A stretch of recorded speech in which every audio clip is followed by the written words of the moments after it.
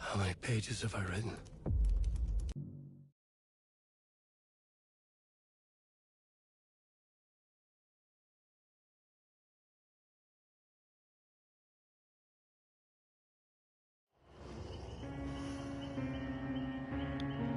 Okay, let's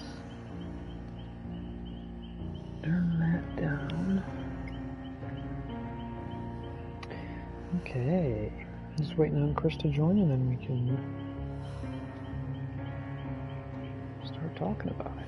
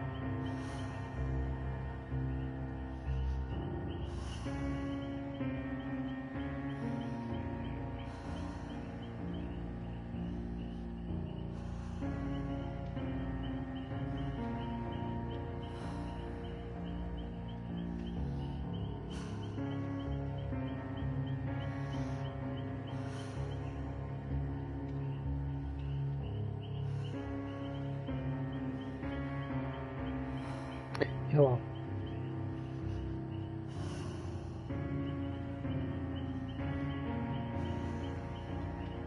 Let me turn your volume up. I have a hard time hearing you.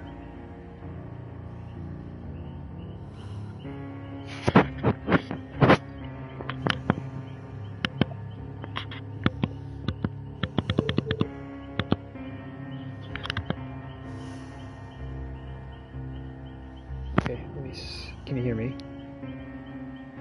Okay. Yeah. Yep. Do you want to do some structure about the... I'm broadcasting on YouTube, so... Not that we have to, we're just kind of...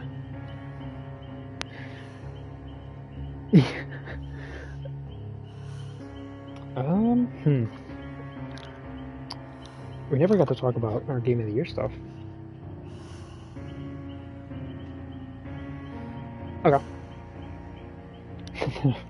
Yeah, we'll end with Game of the Year stuff and then what's coming out and what we've been playing. So, where do we want to start?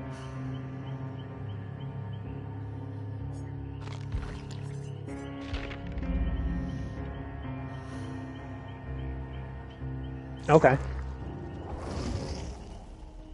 Mm-hmm.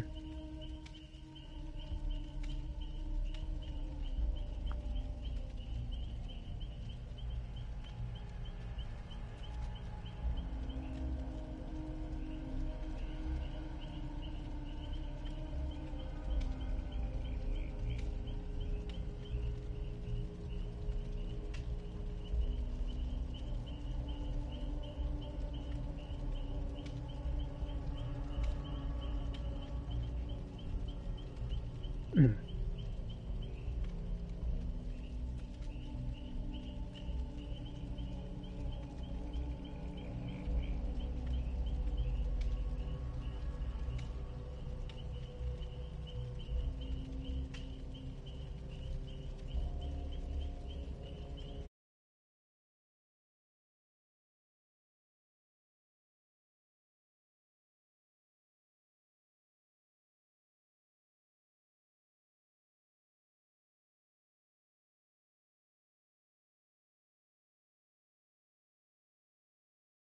before you go, sorry to cut you off. Before you go on, they can't hear your voice. Could you do something?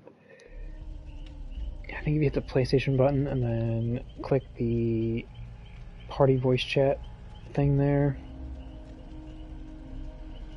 and then go over to the three dots where it says more, and then go to voice chat settings.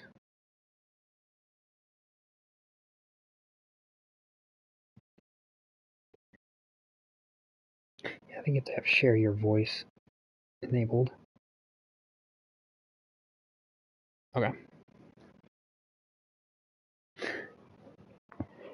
You know there'd be someone out there freaking out like, they're capturing my voice.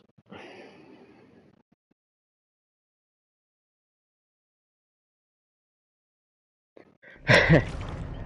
One rage thing at a time. Okay, so like all this like reporting starts coming down that like all these Xbox games are gonna go multi-platform. Like quick recap of what I was saying. Like Indiana Jones didn't shock me because it was like all that stuff seemed like it was gonna be like case by case basis, and that would make sense to me either way because I feel like it would be a hardware draw because Indiana Jones. Yeah, is such a draw. Didn't all this start with just like Hi-Fi Rush? There's the other one, Flight Simulator. I never even saw Flight Sim. Yeah, people are throwing around Flight Simulator, but I know Hi-Fi Rush, and there's like two others. I always thought Hi-Fi Rush was supposed to be a timed exclusive. No one ever said anything because that studio is also owned by Microsoft, so. It's Tango, and they fall under Bethesda, and Bethesda. Okay, so they are actually an Xbox studio. Yeah. Okay. See, and that's the stuff where, like, Xbox keeps Bethesda's, so then, like, Bethesda's entities, it's confusing what's actually Xbox. Okay, so, oh my god. Okay, so, I never even saw anything about Flight Simulator, but, like, especially since Indiana Jones had a good showing at the showcase, it was like, okay, that draws interest. You want to put that multi-platform, you want to get the sales out of it, whatever, fine. Throw a bone for when you keep the stuff exclusive. But then it was like legit flagship Xbox Game Studios titles started getting reported to be multi-platform. Yeah, there's like initial reports and stuff made sense. Like, okay, Hi-Fi Rush, these smaller titles, like, yeah, get some added revenue, put it out on everything, whatever. But yeah, then it started to snowball. Like, more rumors. Like, I would read one thing, and then 10 tweets down, and it's like another one, like Flight Simulator, and then it was Halo, and then it's Gears, and then Indiana Jones. Not in that exact order, but like that type of thing, just steamrolling. Well, and then when it was like Starfield. Oh yeah, Starfield's one of them. That's kind of what broke me. Where like okay, Starfield sold really well, yeah, and technically it reviewed really well. Yeah, and I know there was a lot of like internet narrative around it, but that's one of those things where it's kind of like a reverse PlayStation. You put it on Xbox, and 2 years later, like instead of PlayStation going to PC, it's like Xbox is going to PlayStation, like after 2 years. But it's like that's supposed to be the game that turns the tide for Xbox. That could be their long-term, turnaround and whatnot, and is driving sales going into the Elder Scrolls 6 and Fable and Avowed and everything like this, and they're gonna turn that over to PlayStation after a year. And it's so weird to see like this start to come out like weeks after that pretty good showcase. Like that was a decent showcase for them, and they needed that. That set up a good year, like early in the year. Like it was good pacing from now until the end of the year. That left room for more titles to be announced, and finally gave dates to things people have been really waiting for. So, like, yeah, okay, great start. And then this, it's a total blindside. So, like, my feeling was like, okay, well, either this is gonna be Phil's gonna come out and do his Phil thing, where he's like, everybody just needs to chill the fuck out, and like, for people listening, these, as of right now, this is all still rumor. No one from the Xbox side has confirmed 100% on these as of right now. It's all looking at copyrights and updates to games and stuff like that. Phil made an announcement like hours ago about them having a business meeting next week to let people know the future. Yeah, an update. Yeah. And he hears everybody. That reads to me that this is true. Yeah. Because if any of this was false, they would want to get ahead of it. Yeah, any other time it'd be like, no. Like, this is what we actually mean by this. Like they did with the prior statements that some of the higher-ups made. Like, yeah, we could see stuff on other platforms, and then feels like, we didn't say that. Right, and like they're gonna let this spiral for a week. If it's not true, they would never let that happen, because Phil's always been the one that, like, you know, the day that Halo got delayed, he's keeping his interview commitments to, like, face it head on. He's never, like, pushed this stuff aside to save face. And so, devil's advocate. But the way he worded it too, to share our vision of the future of Xbox. Yeah. That's huge. Yeah. Devil's advocate, of course, they're blindsided by this. Like, I don't think they expected anyone to learn about this at this time. So, blindsided aside, that could also mean some of these are indeed true, which I think we can both agree. Some of them would make the most sense, like Indiana Jones, Hi-Fi Rush. Some of these things you don't necessarily associate with Microsoft and Xbox. To the extent of how big that umbrella is going to be, I really hope that it's brought up next week or whatever day that they decide, because the word business stuff also is fishy to me.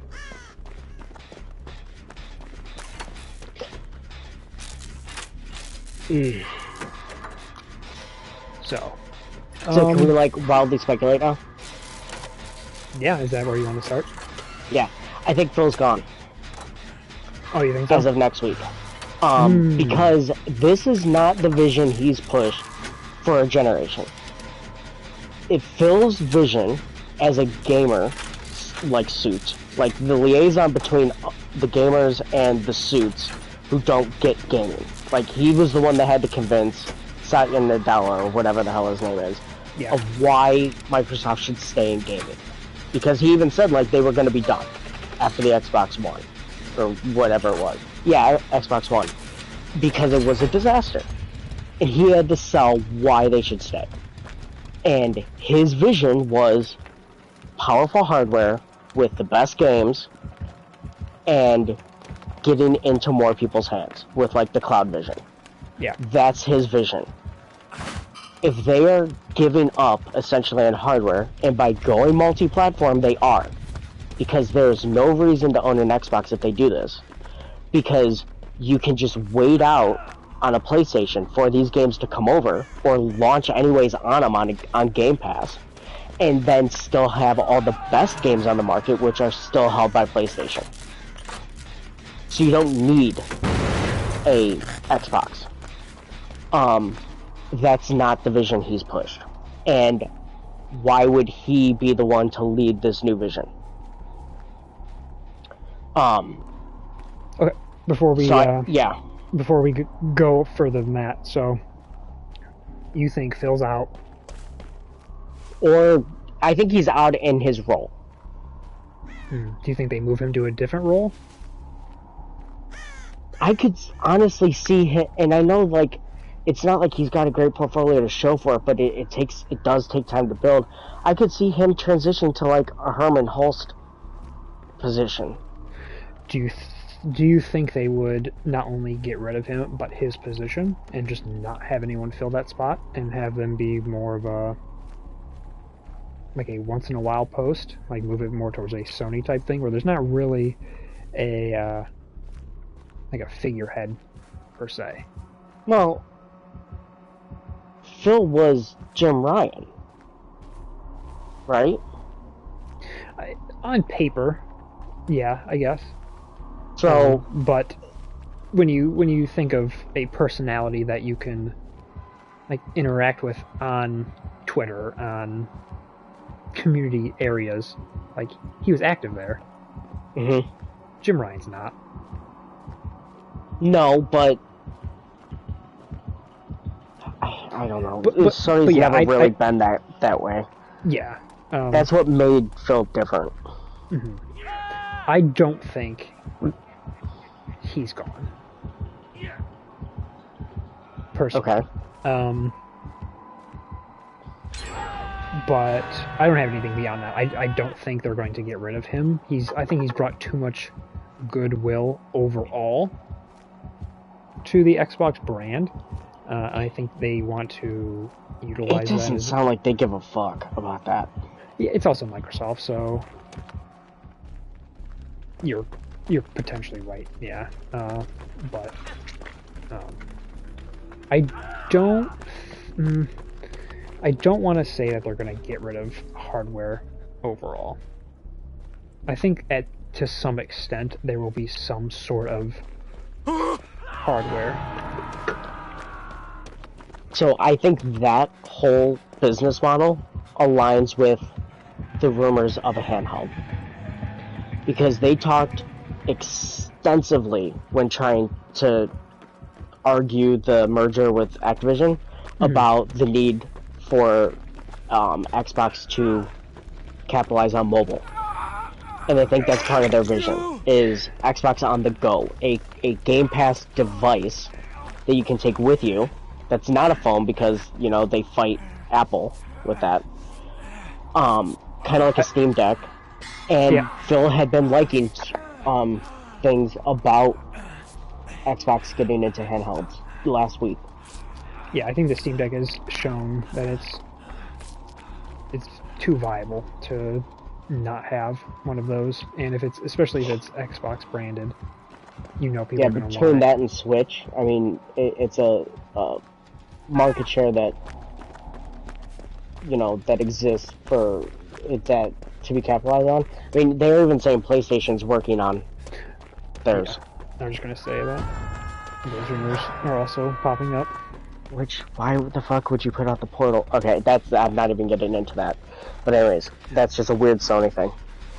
I got one, and I'm enjoying it. Did you? But, yeah, it's also a very niche type of device that is definitely not for everybody. Yeah, because, it would make more sense to me if it was like a Steam Deck. It could do the remote play, but also could natively do games. Yeah. And it'll just be weird if they put out a second device that does that. When I saw those rumors, I'm like, Sony, you're doing the stupid thing that you always do. You're undercutting yourself. PSP and PSP Go.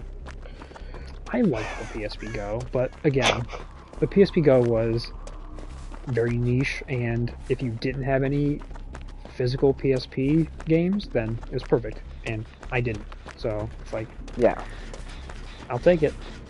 But I don't think they could legitimately argue putting out another console, especially right now. I think you'd wait until maybe the Pro is announced. Maybe announce it with that, or after that. I don't think you could, because you're essentially abandoning your console ecosystem, and you still don't have your portfolio up and going.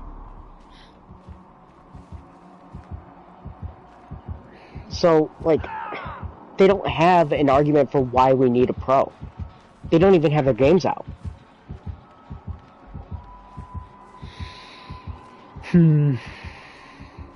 How much of a library do you need to justify that?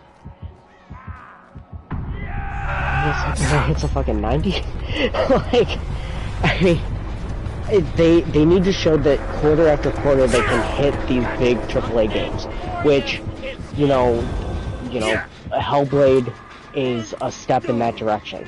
And, you know, basically this year, if they can hit all these milestones that they showed off, that's the consistency that they've talked about that they finally have entered. But, you know, Starfield was kind of a letdown for people. And then Redfall didn't hit at all. And I don't even know what the other one would have been. That would have been them. If Halo's one of them, that would be insane.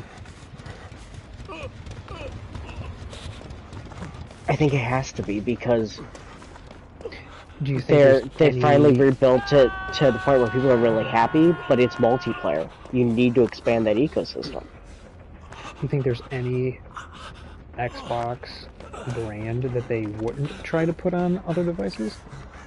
If they're gonna do this, if this is the business model, and they want a return on interest, everything needs to be up for discussion.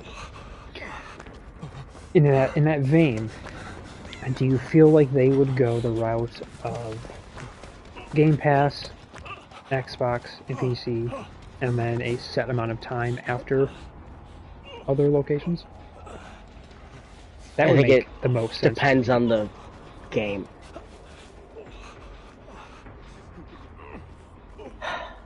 See, fuck. It's tough because I can see both sides.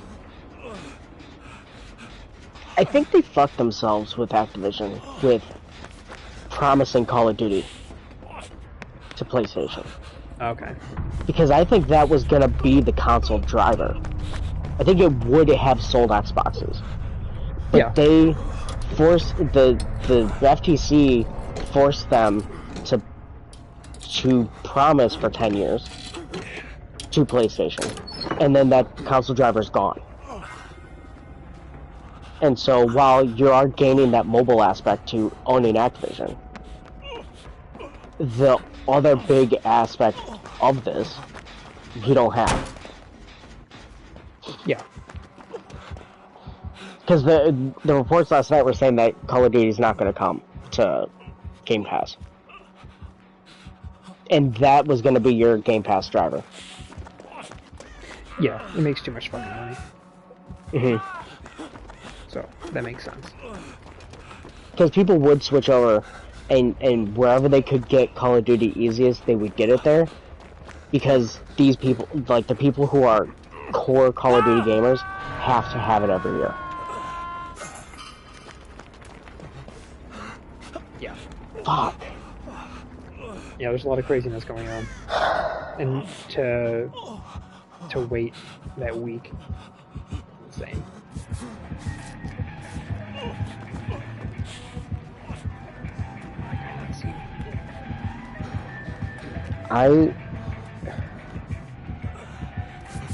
What's frustrating about this is this strikes me as a bunch of business people who don't understand the industry just being impatient and giving up on a vision before it's even really gotten into full swing. And just pivoting to something that could turn them into Sega and be a disaster. Yeah, I saw a lot of Sega talk being thrown around. Because that's all they're going to be. They're going to be they're going to be just a publisher that licenses out IPs. Yeah. I mean, weirdly enough, that thought crossed my mind during this whole Activision scenario. Like, you're gathering a lot of titles, a lot of devs, and you're not gonna make them exclusive. You're not gonna do any of that, or some of it, but more than likely you're not going to do all of it. Something's fishy.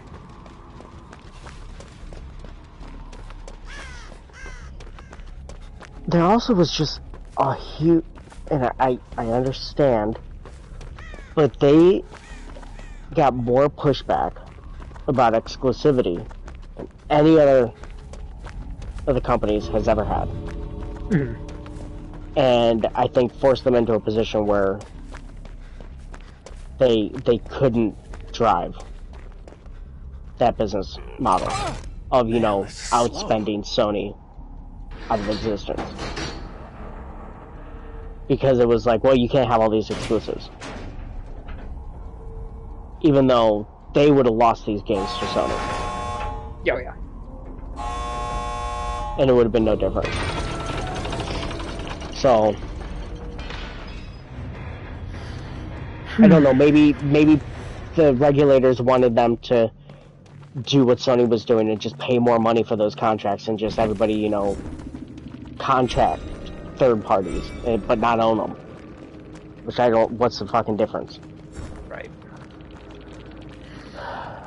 So,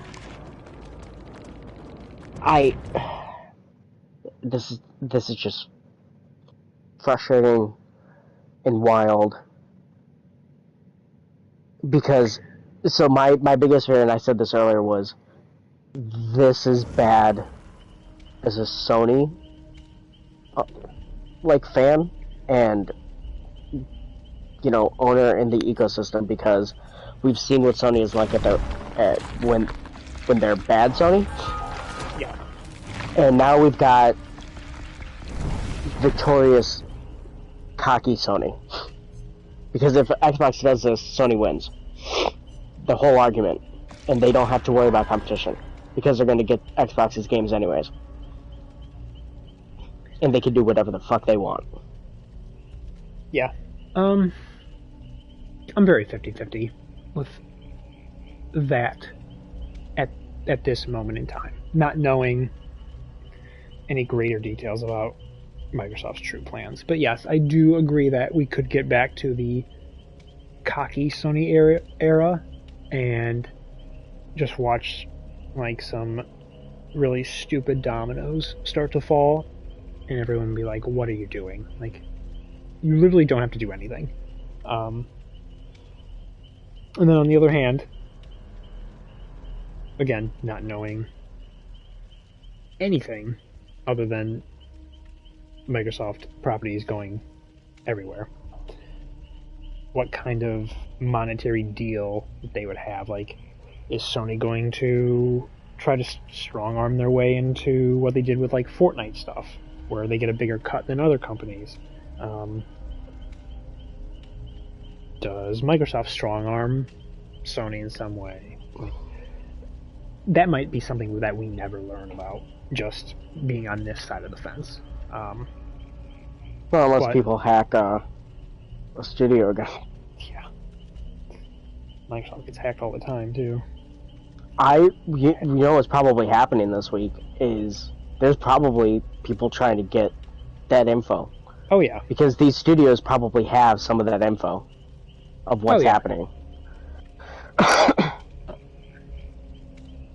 Yeah. Negative. Let's recap. Negative results of Microsoft going third party. Potential, I should say. Potential negatives. No more hardware. No more home console. Let's put it that way. Yeah, no home Xbox console in the traditional sense. Traditional hardware. Because I could see them going the route that they've hinted at prior of, like you said, handheld, maybe. Using I could see them cloud. like partnering with Steam, like a Steam Deck manufacturer, like Sure. you know, Asus or you know whoever's making these handhelds, because you know they're already on PC. Yeah. And doing a specific version for Xbox.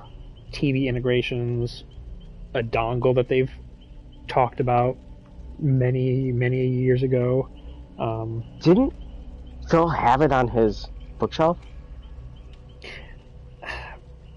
Maybe. I don't remember. Yeah. It's every time he releases a photo of that fucking wall, it's different. It's like a goddamn museum where it's like, oh, our new showcase this time is Egypt.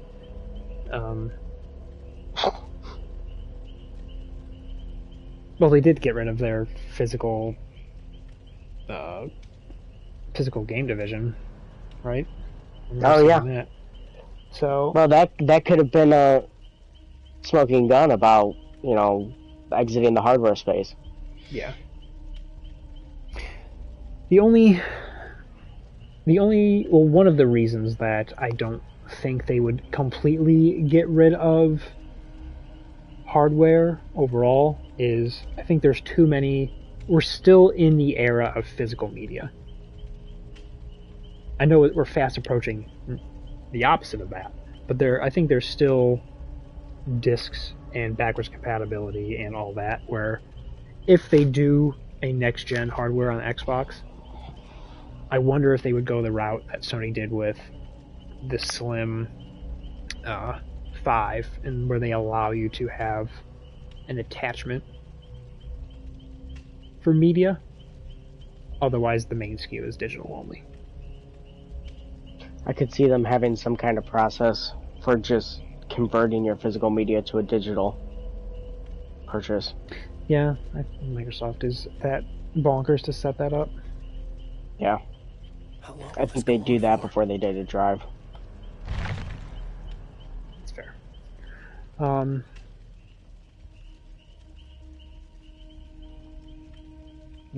Essentially one ecosystem for all of this stuff would be another negative. And in that same breath, how do... I guess they would just release the games on the PlayStation Store like we traditionally see now. I wonder if this leads to some sort of Game Pass integration.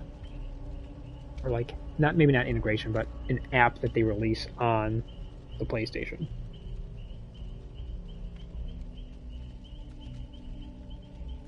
That's on the lowest rung of theories for me, because I don't feel like Sony would let that happen. It's less of Sony getting any money with that, whereas if you just release the game on their store, they're going to get a cut guaranteed. I mean, if they're putting some kind of integration on the PlayStation, Sony's getting a cut. Might be less of a cut. Yeah. But Sony knows that cut is coming to them because Xbox doesn't have an ecosystem to play it otherwise. Like of their own. Yeah, I want to put these in quotes. The funny aspect of this is no matter what Microsoft does, Sony is still in the positive. Yeah. Which is crazy. Because they get Xbox's games, and they get Xbox's money. It's crazy the mind space that we were in not too long ago when the whole Activision Blizzard merger was happening. Like, this might sway like mind space for them. I would love to see the emails between Sony execs right now. Yeah. Because I wonder if they're blindsided. Yeah, as you said that, I was like, do they know something? Because you'd feel like this level of craziness would have had to have been shared with at least somebody at Sony. Considering Microsoft has purchased PS5 dev kits recently. Right.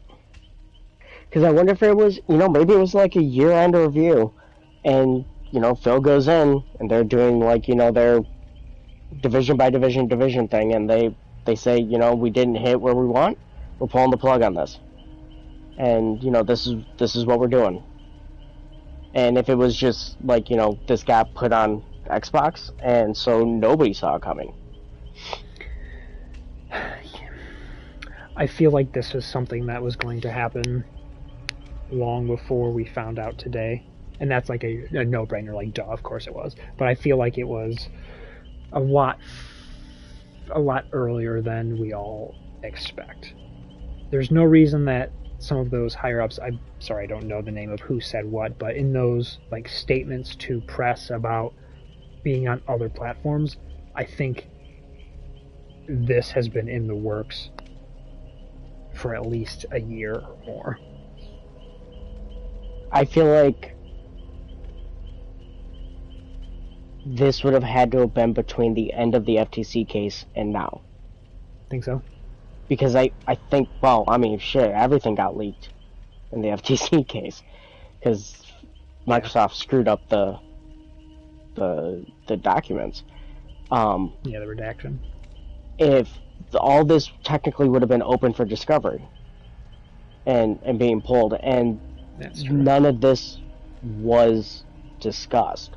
I mean, it was discussed how, Xbox would love to put Game Pass on everything, including PlayStation, but not to the point of Xbox's current first-party IPs were gonna go multi-platform, or could.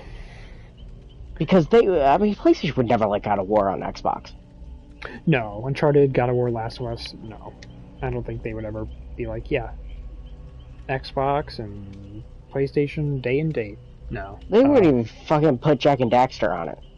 So their PC releases are like a year after the fact as well. So it's like 2, isn't it? I don't know if that's going to change. Is The Last of Us remastered, or Last of Us Part 2? Did that come out on PC, or is that still only PS5? Only PS5. Okay. I'm pulling it up now. I know it's at least a year after the PS5 release that stuff hits the PC. Yeah, but even I then, think it is 2 years. Few and far between. Like, it's not everything. At least first party. Forbidden West Complete Edition is coming to PC. Mm-hmm. And that's like, they're coming soon, says Helldivers 2 and Horizon Forbidden West Complete. So that's, Horizon's 2 years. Helldivers is date, but that's yeah. Also, I don't think that's first party, I think that's second party. I wonder if it went down in the sense of they were going to do like smaller titles like Hi-Fi Rush and whatever else initially, and then they were looking at the numbers and were like, what if we did more of our catalog? And the numbers just made too much sense, considering Windows OS is the same exact formula. Like, Microsoft doesn't really do their own hardware other than like Surface tablets, I guess, but they just license that shit out to everything. Why wouldn't they do it with this stuff? Yeah, but I mean, years ago I'd be like, anything anyways. Yeah, like years ago I'd be like, no, they have the Xbox Series. Like, of course they're going to put it out on that machine. Like, it's their hardware. They want people there. But now, Sony's selling machines 3-1. That was one of the things, was that, the suits looked at it and said, we had Series X's for $350 and nobody gave a shit. Granted, I would argue, what were you selling on them? Redfall? MLB The Show, which is a Sony-made game. Right. Game Pass, like, yeah, you have Game Pass, but even then... Starfield was the only thing. Yeah, even then, Game Pass, you're listing zero growth. It's stagnant. Right. Because you're not putting anything on it to drive it. This year, those titles would drive growth. Yeah. Indiana Jones will drive growth. Avowed? I mean, I know that didn't have a super strong showing, but, there is excitement about that game. Yeah, it looks like slightly prettier Skyrim. Right. In Hellblade, people just want to fucking play it. Like, after all this time. So, they're getting to the point where, like, this would be the year that I think would be make or break, but it's like they're cutting it before they even get to it. Yeah, and then going third party is, like, what does that even become of the Xbox brand? Like, there wouldn't be one anymore, really. It'd just be Microsoft. Microsoft published. But they don't have... If Sony... Let's say Sony cut hardware, and just decided we're going to make our games like we do, and just put them on other consoles. Essentially Xbox, because you're not fucking playing these games on the Switch. Yeah. Xbox and PC. License them out. Sony's got a catalog that people would be like, fuck yeah, I'm buying these games day in, day out. I mean, look how the PC ports sell... They sell well. Crazy numbers on PC. 2 years after they come out. Have come out on PlayStation. Full price. Yeah. Because these games are quality and consistent. Xbox doesn't have anything to argue that they can be a portfolio manager. No, not at all. Game Awards was embarrassing. Embarrassing in the sense of, like... Did they even fucking have anything? No. Was Forza... Did Forza win something? Maybe. Racing game, right? Yeah. Racing sports game? Starfield was on some nominations, but they didn't win anything. Innovative, I think. Innovative or RPG? Yeah. Innovative might have been the Steam Awards, and that everybody was losing their fucking shit.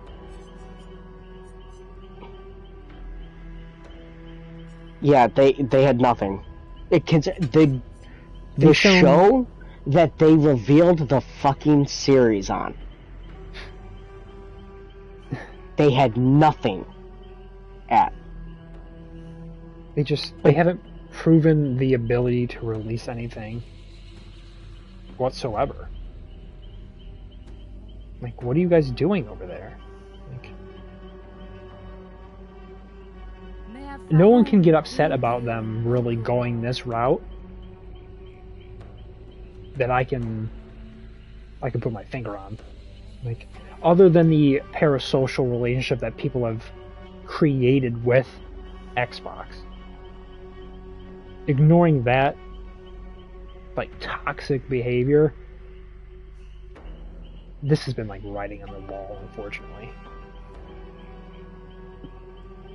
And it sucks. And that's coming from someone that doesn't have an Xbox. It's just, I think the timing just floors me because they're at such a high point, I feel. Where, like, I feel like they're winning the narrative of, like, expectation. Like, people are excited about what's coming from Xbox. Yeah. And then this kills it.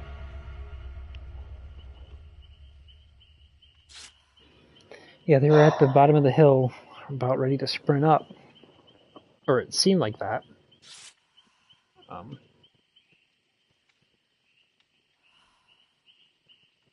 Yeah, I just don't know.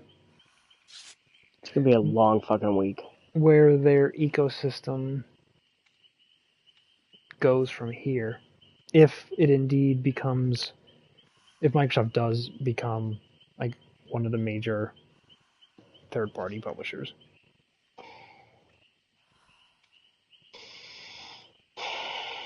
Like, why would you... Well, you have... The people that have a library, I guess you're stuck there. Or stuck wherever it becomes. Because if there's no hardware, then you're essentially just an account. Well, they said from the beginning they wanted your Game Pass library to become, or the reverse, your Xbox library to become your xCloud library. So right now, it's like xCloud is limited to what's on Game Pass. Mm-hmm. But ideally, in the future, everything that you own on your account would be available on xCloud, whether or not it's on Game Pass.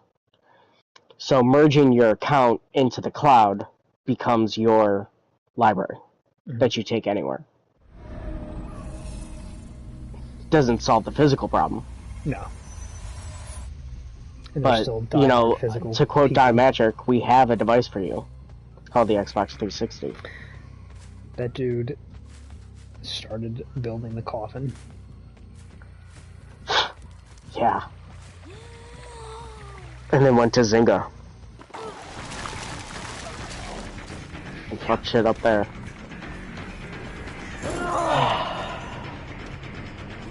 Okay, so basically, shit's fucked.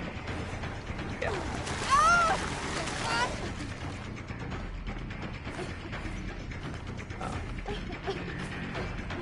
Yeah, Sure, no shit was fucked when they announced a new Microsoft Flight Sim. The beginning of things that just didn't make sense. That Dune DLC, though. I never even touched it. I haven't seen the movie either, so, like, I'm not a good. I haven't seen it either. I have it, I just haven't watched it yet. Dedicate 30 hours to it. 30, what? I'm joking, that's a long fucking Oh, movie. Jesus Christ. I'm like, what the? Like, no, cannot. Can't do that. Nope. Okay, so happier topic. Yeah.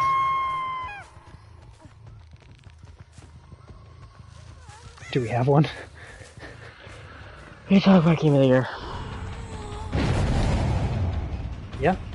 Did you create a list for yourself? Or is this just really the top one? No, we could talk about, like, you know, top games that we've, you know, been playing this year. Like, if we have, like, a top one. Like, did you make a short list? I did a 10, but based on time, we can shorten it. I mean, go for it. Okay, let me playing Dead by Daylight and talking at the same time. Get my list out here.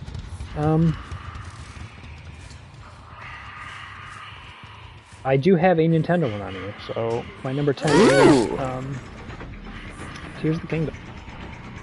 Okay. I feel like that one was a I actually finished it. One of the few Nintendo games I actually finished last year. A long one, too. Yeah. God damn.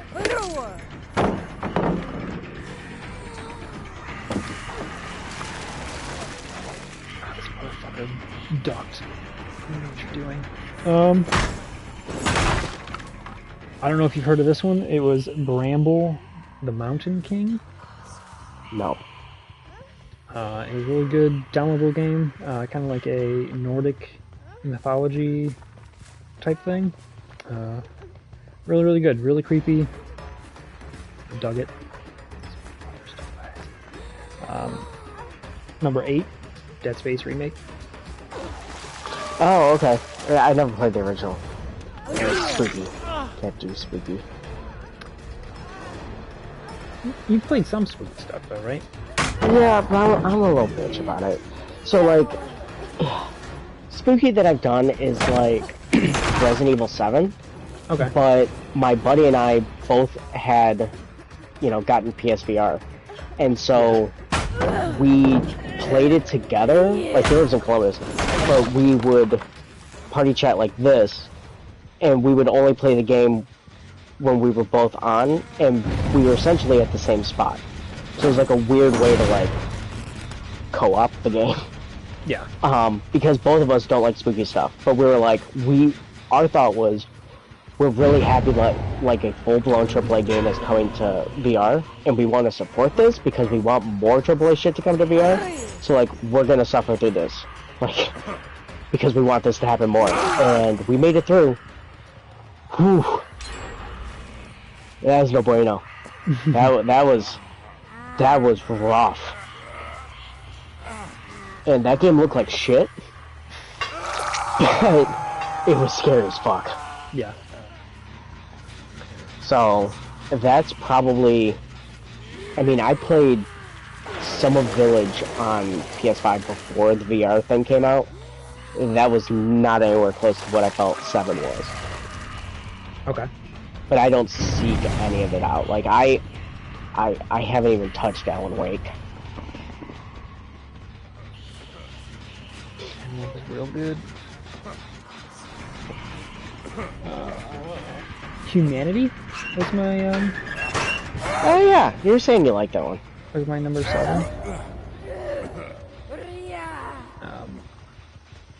Let's see. Number 6 might shock you. Spider-Man 2. Oh, Yeah. that's real low. Why that low?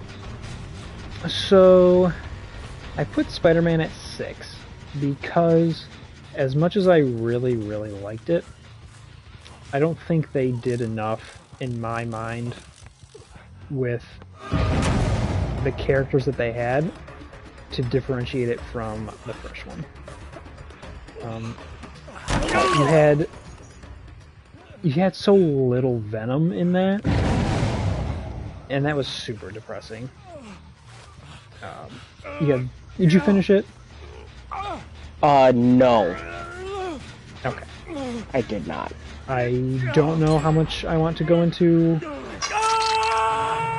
any more of that then. Yeah, I don't even know what happened because I was cooking on that and then I just stopped. And I don't know why. Yeah, I'll refrain from going into more details. Okay. It's really, really good. I enjoyed it, but not higher than my number 5, which was Final Fantasy 16 and the DLC. Okay. Did you play it? You're excited 16? about that one? No, I haven't really played a Final Fantasy. That's fair. There's one more DLC coming out for it. We don't have a date yet, but I'm excited for it. They said it finishes up the story, so that's cool. You got me already. After that, Resident Evil 4 Remake. Okay. Didn't play that one, but looks good. I think that one would be something more along the lines of what you would enjoy. There are some creepy parts, but it's not really a it's more action focused. So yeah, especially that one. You could. There might be some startling parts, but you should be fine. Let's see. Jedi Survivor was number 3. I think there was enough different elements to that game and more character progression that in that game will beat out Spider-Man for me. Number 2 was Lies of P. Okay. That's probably the closest Souls-like, without actually being from software, that I have ever played. And it's based on the Pinocchio lore, so super interesting to me.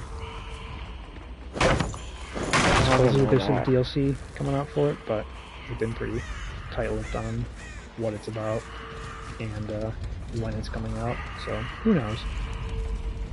And then my number 1 is Alan Wake 2. Okay. Saw that coming. That just seemed all around like, that it had to, It didn't disappoint, which is good. Especially after like a 13-year wait, and it just continued from where they left off, and took all their knowledge from the Control game, all that technology, especially from Quantum and stuff with the weird visuals, the lighting, that one has a lot of jump scares, so I don't know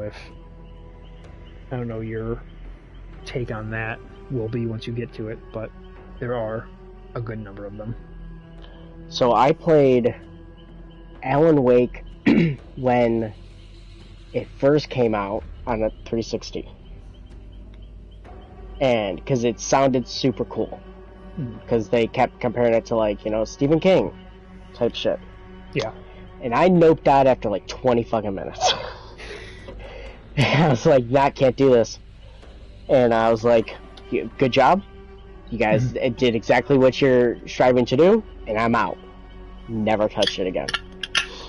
But I've always had this, like, morbid curiosity for it because it was so successful in what it did, and then kind of took on this cult, you know, following. Yeah, it's got this, like, Twin Peaks type of, like, cult following, I guess. Yeah, and everyone loves an underdog, so, like, you know. Yeah, Remedy. That, and it's kind of got, like, that Bloodborne, like, fan following behind it now.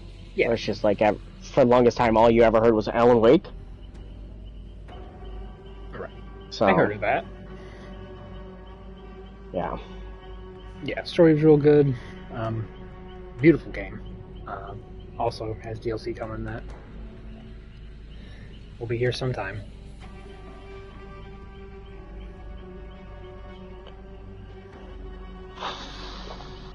I just saw an article about that. Didn't they say, like, it's not going to set up Control 2? Because didn't Control set up Alan Wake 2? They're all in the same universe, so Okay. That wasn't established until Control came out, and Quantum Break isn't in that universe, because I don't think Remedy owns that. That's a Microsoft-owned franchise still. So Alan Wake and Control are in the same universe. There are references to Quantum Break in some of them, but it's not canon in the Remedy-verse. Okay. Control has references to stuff from Alan Wake in terms of supernatural things happening.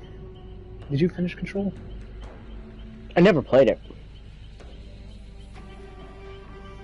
I think I have it.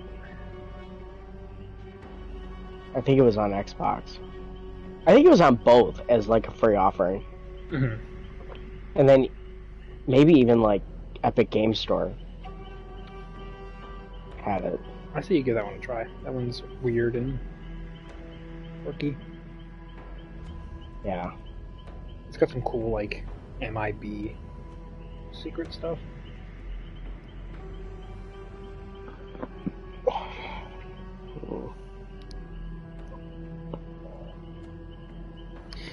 You probably have more of a wide spread of titles because you have more platforms to play from. And looking at, like, my list, I'm all over the fucking place. A lot of, like, old stuff too, and I dabble a lot in things. Put my honorable mentions on here. Real quick before you start yours, sorry. Honorable mentions: Forspoken, Mario Wonder, and Exoprimal. What was the first one? Forspoken, that one that yeah, everyone Forspoken. hates to hate. Yeah. And then Mario Wonder. Okay, why didn't that one make it? I didn't finish it. It didn't feel right to add anything on here that either I didn't finish or wasn't greater than that 10. I finished Exoprimal and I finished Forspoken. Mario Wonder I didn't finish, but I felt like it needed to be brought up because it's such a good game. Well made, that I did enjoy. I think I'm at the last Wonder Seed. I just need to sit down and finish it, but I replaced the Switch fan because mine was a fucking lawnmower. So I took that bitch apart and replaced the fan, and it's much better now. So Nice.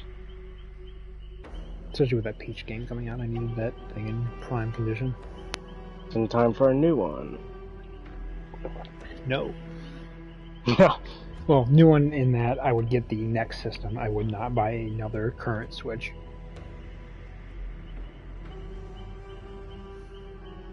Oh, right. Like Switch 2. Yeah. Is that what you meant? Yeah. Okay, I thought you meant just go get another Switch. No. Could not mentally do that.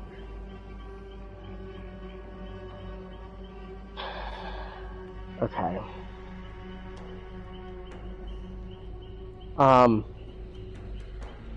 So I don't really... mine's in mostly no particular order. That's all good. I put mine in order because I had enough time to do so. Yeah, and mine is that way because I don't finish a lot of games. Too ADD for that. It takes me years to finish things. But my Razzie of the year, we're gonna go deep cut on, an award that I don't even know if they give out anymore still. The anti-Oscar. So, worst game of the year for me. Ooh. I'm giving to my ongoing game of Destiny 2. I don't think that there was a game that let me down as much last year as that. To the point where it's like actively disappointing and frustrating to exist, because like I'm looking at my heat map of like when I played last year. Yeah. And I put in almost every single day in March. And I think it was because that was the lead up to Lightfall. Or maybe Lightfall was in February. I don't fucking remember. And then Darkness for most of the rest of the year. And I would jump in for like a day at a new season and be like, yeah, fuck this shit, I'm out. So that just put a really poor taste in my mouth last year about things. That being said, my no particular order list, let me pull it back up. So, starting with Hogwarts Legacy. Okay. And I know that's a no-no game that we're not supposed to like. I platinumed it, so I have no... I can't You say anything about monster. it. How dare I'm you? pretty much licking JK's ass for doing that. Oh, God. Ugh. Okay, I didn't... Oh, God. You're welcome. Okay. That's more actively disappointing than Destiny right now. Ugh. Okay. Oof. What are your That thoughts was... on Hogwarts? Did we ever discuss that? I don't think so, because, like, that's one that I'm gonna be in for a long time, just periodically. Because it's a fun world to be in. Mm-hmm. And... That castle's insane. Oh my God. And so the teacher that was across from me, big gamer, we both got Hogwarts Legacy, and we would just come in and, like, talk about all the details and things that we saw. And, like, he would see and I would see, and it's, like, the detail. Mm-hmm. Like, I know they said that castle's a character in itself, but it's like, I don't even need to play the game, I just want to walk around the castle, in the grounds. Yeah, like, and, the like, the animations world. and stuff in that castle are insane. Holy shit. And then I would get the TikToks, because, it watches my life and knows what I'm doing. But, like, where they would take the audiobook of descriptions of things in the castle, or, like, the first time that Harry and the group came off the train or the boat, and, entered the castle grounds, and followed it in game, and those details are there. Mm-hmm. Like, those exact details, and it's like, they're, people talk about, like, the passion of developers making something. That's a game where I felt like this team really loved the content that they were doing. Yeah. How far into it did you get? I don't even know because I felt like I was so sidetracked all the time that I didn't know what was main story and what wasn't. Gotcha. I remember that I was on my quest to try and get the Avada Kedavra. Okay. And then I think something came out that took my focus away. Yeah, you're going with the southern dudes. Yeah. Because I'm like, there's some of these kids that I just want to wreck in this castle. I would say, make sure to finish that and get that spell. Yeah, it seems like a big cheat code getting that. This isn't a spoiler, but I'm going to let you know. Once you have that, there's no ramifications in the negative sense for using that. You can go full evil and use all the curse spells and not have to worry about anything. Which is weird. Yeah, you'd think something that is so frowned upon in that universe that you would be like, yeah, you're gonna lose some friends for using these. But it's like, nope. And also, like, hey, this transfer student just showed up out of nowhere. Nobody knows who he is, and he's just killing everybody. We're just gonna let him walk around? Yeah. Okay, cool.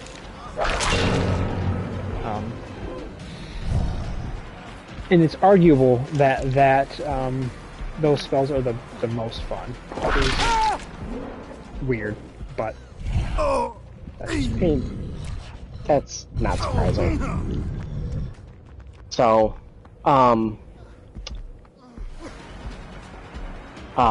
where was I at? Oh, Starfield.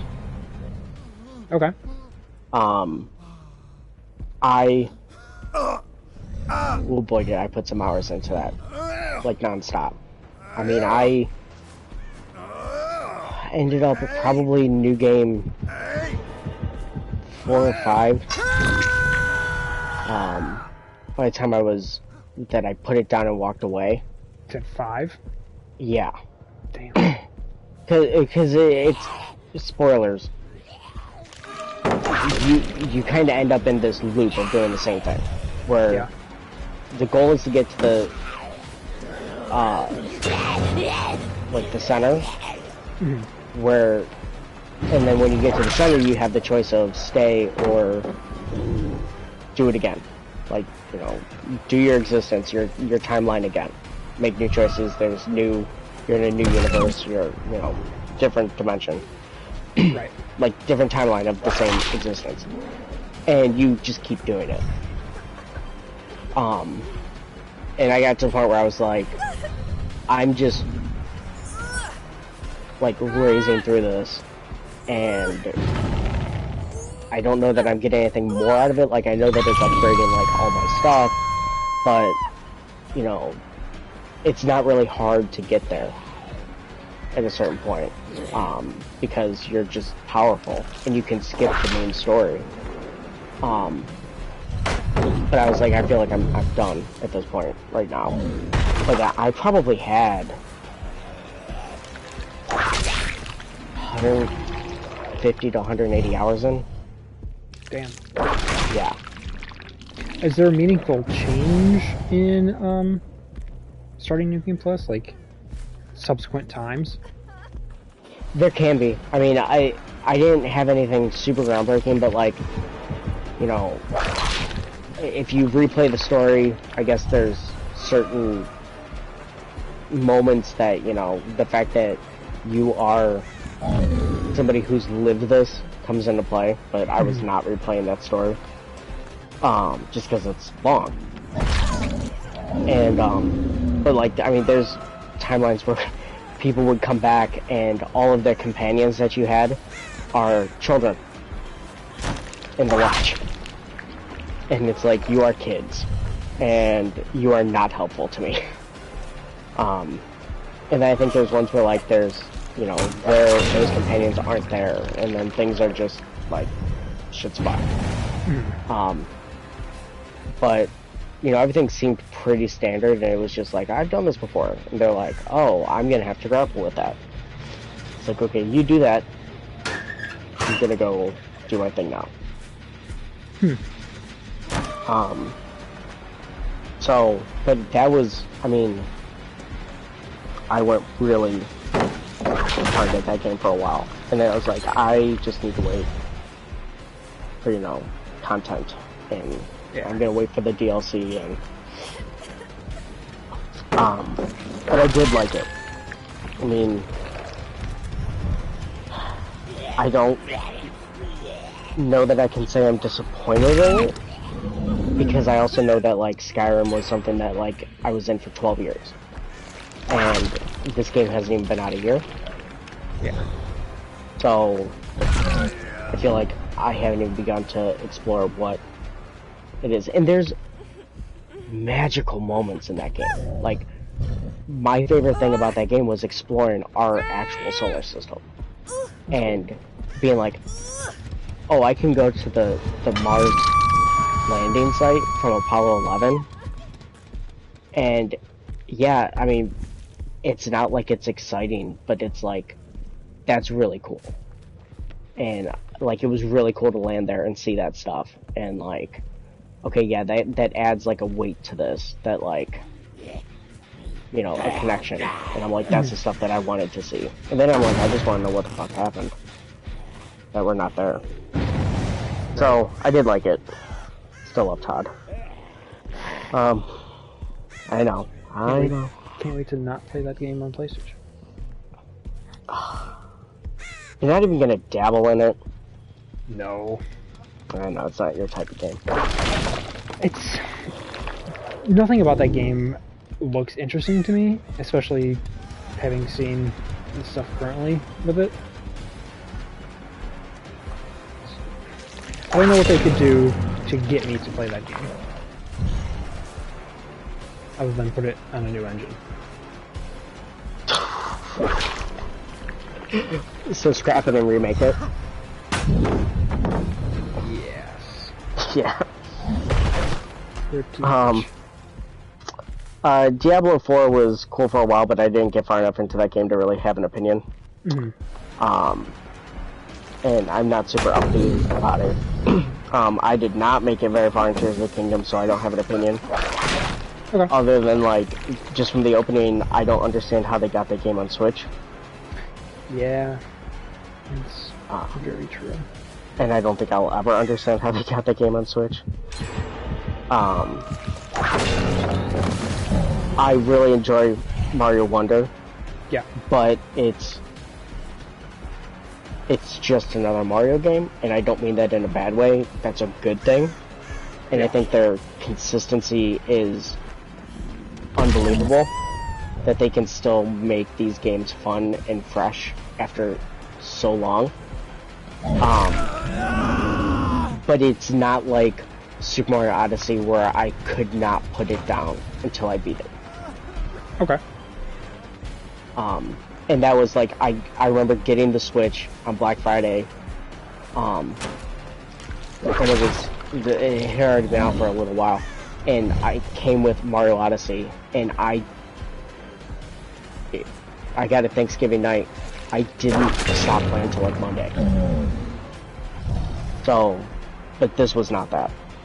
Yeah, I'm kind of in the same boat of, I can only play that in chunks. I can't play Wonder in like long stretches. And I don't know why, because I enjoy it a lot. But I'll do like 4 or 5 worlds, I'm like, I'm kind of mentally exhausted. Yes, that's how I am. I don't know if it's all the colors, or if I'm just fucking old. And it's just, there's so many I feel like it's just so much mechanic work. Yeah. Especially with that, them adding the badges or whatever, that you have to like swap out for different, it's a lot.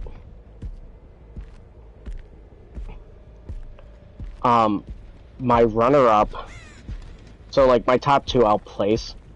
My runner-up is Baldur's Gate 3. Okay. And I think it's only my runner-up because I didn't finish it. And it's just because it's a huge game.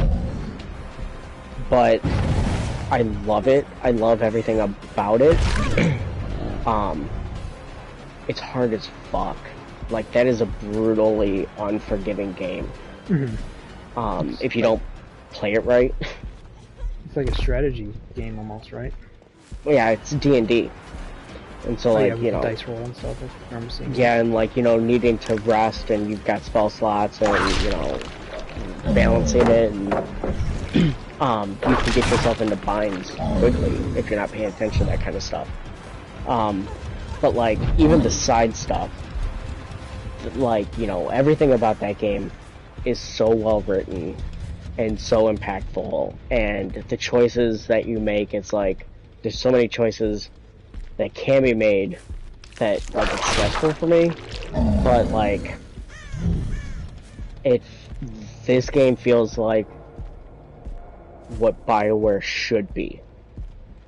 So like what BioWare used to be, and what, like, it's the same kind of feelings that like when I played Knights of the Old Republic years ago, and you know, that kind of, you know, I'm in this world and I'm exploring and I love it, and you know, I feel like I'm really, there's agency in what I'm doing, and it's not bullshit with like, you know, you're making choices and all this stuff.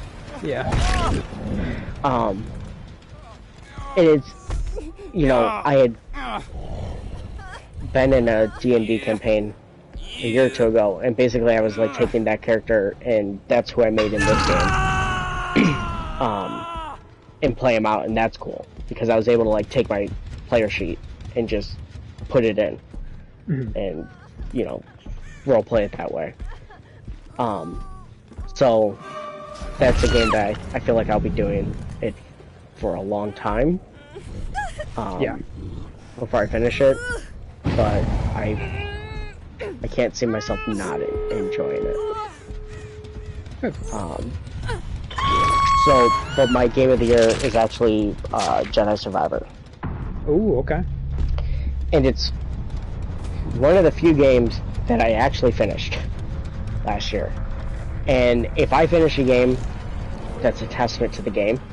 Yeah. Because I couldn't put that one down. And it was perfect length, but I loved the first one. I thought this improved the first one in every way I wanted it to. The story was incredible, all the way to the end. I loved exploring. It didn't really feel tedious. Yeah. Especially having like the hub that was growing based on how I was exploring and doing things. Like there was a point to going around and grabbing things. And I love quality Star Wars content at this point because I cherish it. Because I feel like, you know, it could go away. You know, Disney could pull an Xbox and fuck it all up. Yeah. Like they already have, and then, you know, but we've got like this bright light in some of these things that is Star Wars, and I just cling on to everything that I can. Right. So that would be my game of the year.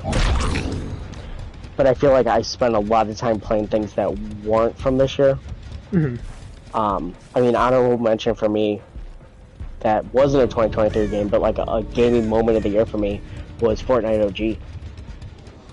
Oh, really? Okay. I mean, able to get me back in and play that, and I felt like I was playing it pretty religiously the whole time that it was there, and I was following the weekly stuff because it was so much fun, and it was so cool to be a part of that experience. And then I was like, oh, cool, I guess I'm back into Fortnite now. And then like Fortnite moved into its normal thing, and I played for like a week, and I was like, yeah, fuck this.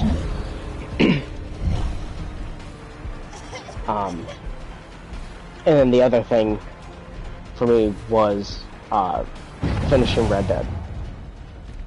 Oh yeah, that's right. Like I said, it takes me years to play things. But finishing Red Dead 2 was a wonderful experience. That was a lot of hours that I had ended up putting in that game. It's like 270 hours or something. Yeah. But it's just masterpiece. And I loved even collecting things at the end and seeing how things played into the story, and just every time I drove back into that world, it was like, you know, going on vacation in a very familiar place.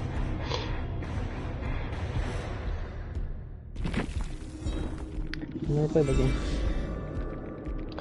Yeah, that I feel is the absolute opposite of anything you would enjoy in a video game, ever.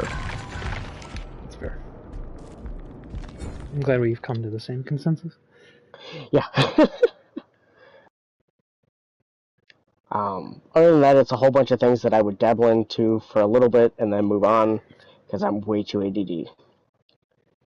Yeah. Or don't have the focus. I think I've diagnosed myself with ADD as well. I'm surprised I get any of these games finished. Yeah, like, I want to fucking play, like, these grand strategy games, like, on PC. I really want to play them so fucking bad. And I'm obsessed with the idea of them, but I can't do it. It's so much. Mm-hmm. Like, just... I know you're supposed to just jump in and, like, fail and try again. But it's like, okay, that doesn't work when, like, your tutorial run is 40 hours. Yeah. The game Hearts of Iron, which is, like, grand scale, World War II, whatever. Like, I had a run of, like, where I was Germany, and I was, like, so proud of myself. I'm like, I finally figured out how to, like, successfully conquer Poland the right way. And then, like, I look backwards, and the entire western half of the continent is taken over Germany completely, and I have, like, nobody left because I was not watching back there. Mm-hmm. It's like, I just spent 60 hours doing this. I'm never playing this again. Yeah. But those are the games I really want to just escape into. But I can't. You also have, like, lives. You have a child. Right? So, yeah. Like, you have to carve out that time. And I'd rather have experiences like Spider-Man and God of War and Horizon that I can just get lost in. And I know there's a finite ending to it. Yeah, like a reasonable ending mm-hmm. that you can see. That's why I could never really get into D&D. Like, I joined a campaign with, like, Joy in them, and never finished it because it kind of just fell apart. Like, we all were doing our own thing, and just, you have to dedicate so much time to finish it. Not that that couldn't be done, but it's just, like, we're all working different schedules, and then you have to collaborate it, and then if someone doesn't show up, then you kind of have to figure out what that character is doing while everyone is progressing, and then they come back, and what happens then, so it's tough. It's amazing how long they can go. Oh, yeah. Yeah, the one I was in was like 2 years. Gross. Yeah. I mean, it was once a week, but still, right? It's a lot.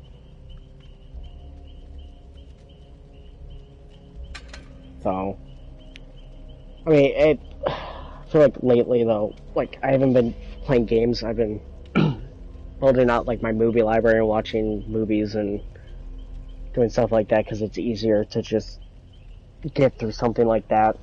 Mm-hmm. Than try and hop on and, you know, do something game-wise.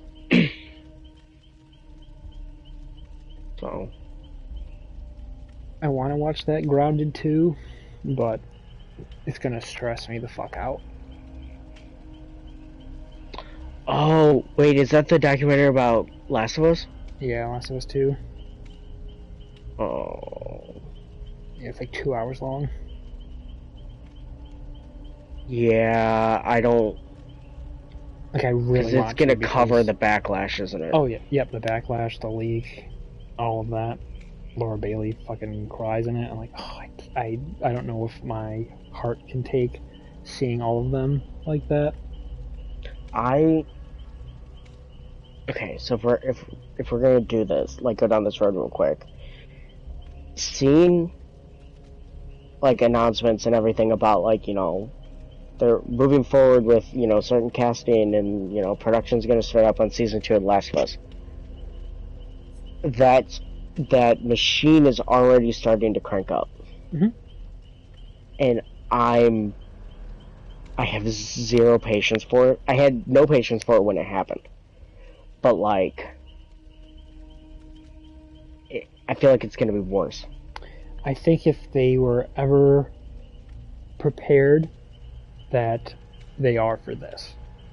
I think if the bullshit that happened with 2 when it released didn't happen, I think this would be a lot more toxic than... Or, let me correct that. It's going to be toxic regardless. I think the people making it are more prepared for the potential toxicity having gone through originally dealing with the internet.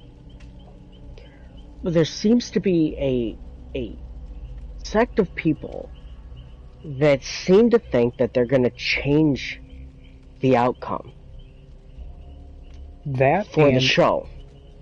That and the just disgusting fervor of hate towards Neil. Oh my god, right? It's disgusting. Well, it's the hate towards Neil and just the general Abby hate. Right. It's just so strong. And it's like, Neil's not the showrunner. No. First of all, Craig Mazin is. Second, it's super impressive that he was able to create a character that brought out that much animosity. Right?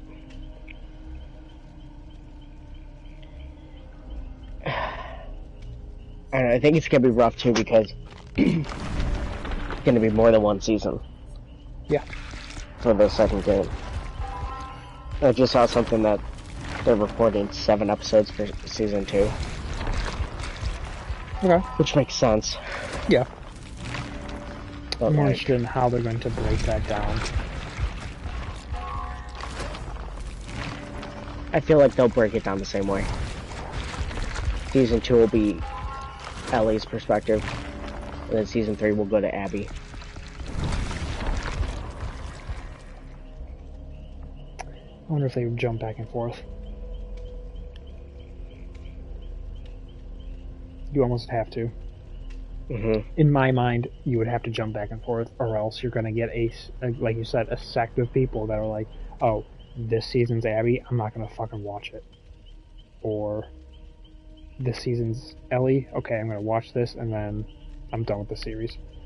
You could do the jump back and forth, and then the season 2 ends at the theater when they come together. Yeah, we're also going on the premise that they follow this, like, a similar format of the game. Yeah, I mean, I feel like it'll be... I thought they said it'll be kind of like season 1 where the main beats are there. Yeah. And then they diverge. I don't know. I can't imagine they'll be able to capture another episode like Frank and Bill. But if anybody can, it's them. Yeah. That was so surprising and so wonderful. Yeah, you can do something special with, like, Ellie and Dina. There's a bunch of opportunities with that. They could do some stuff with Tommy and Joel, because we didn't really see much of them together in the second one. Just those brief moments before shit went down, so you could kind of elaborate on that.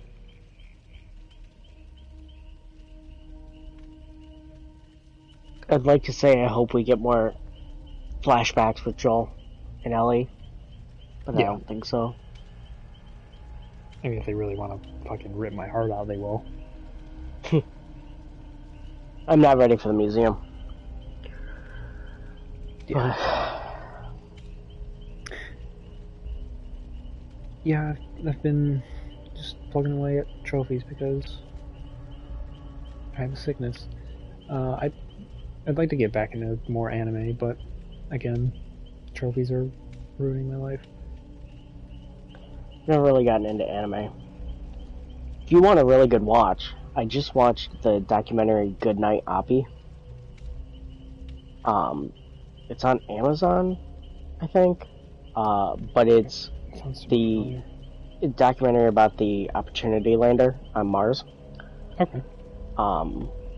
And you know, it was twins, but they were supposed to be 90-day missions.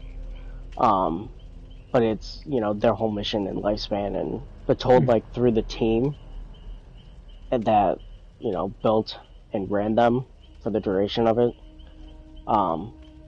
And did not expect to cry at the end of a documentary about a Mars lander. Yeah. But it was wonderful. Loved every second. I need more content like that.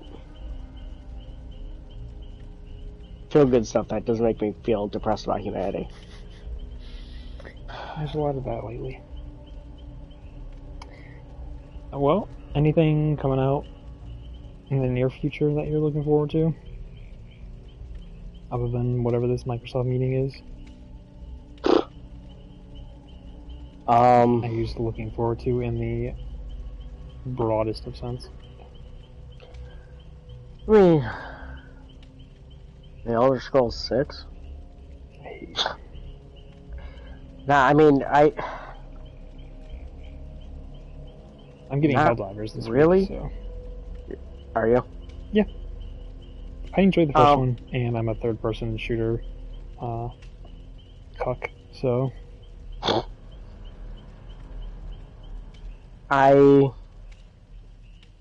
feel like I'm just waiting for info at this point. Like, things are a little ways off. I think they said Outlaws. Their reporting is targeting May. Okay. I'm really excited about that. Again, quality Star Wars content. I just hope Ubisoft doesn't fucking inject their bullshit in there too much. Yeah. You know, I'm sad. Everything that I've heard about it and read about it is like awesome. This is great. Like maybe they're learning, but there's always something that they do. Like, okay, how does a company that's been given the gift of Black Flag fuck it up so royally and just taking the best part of that game and making it its own game that 10 years later we're finally getting apparently some shitty version of that because they just can't develop it any longer and they just gotta put it out. Yeah, if there's ever something to just like take it out back and put it down, that would have been one. Just remake Black Flag for God's sakes. Like, that'd be cool. Yeah. But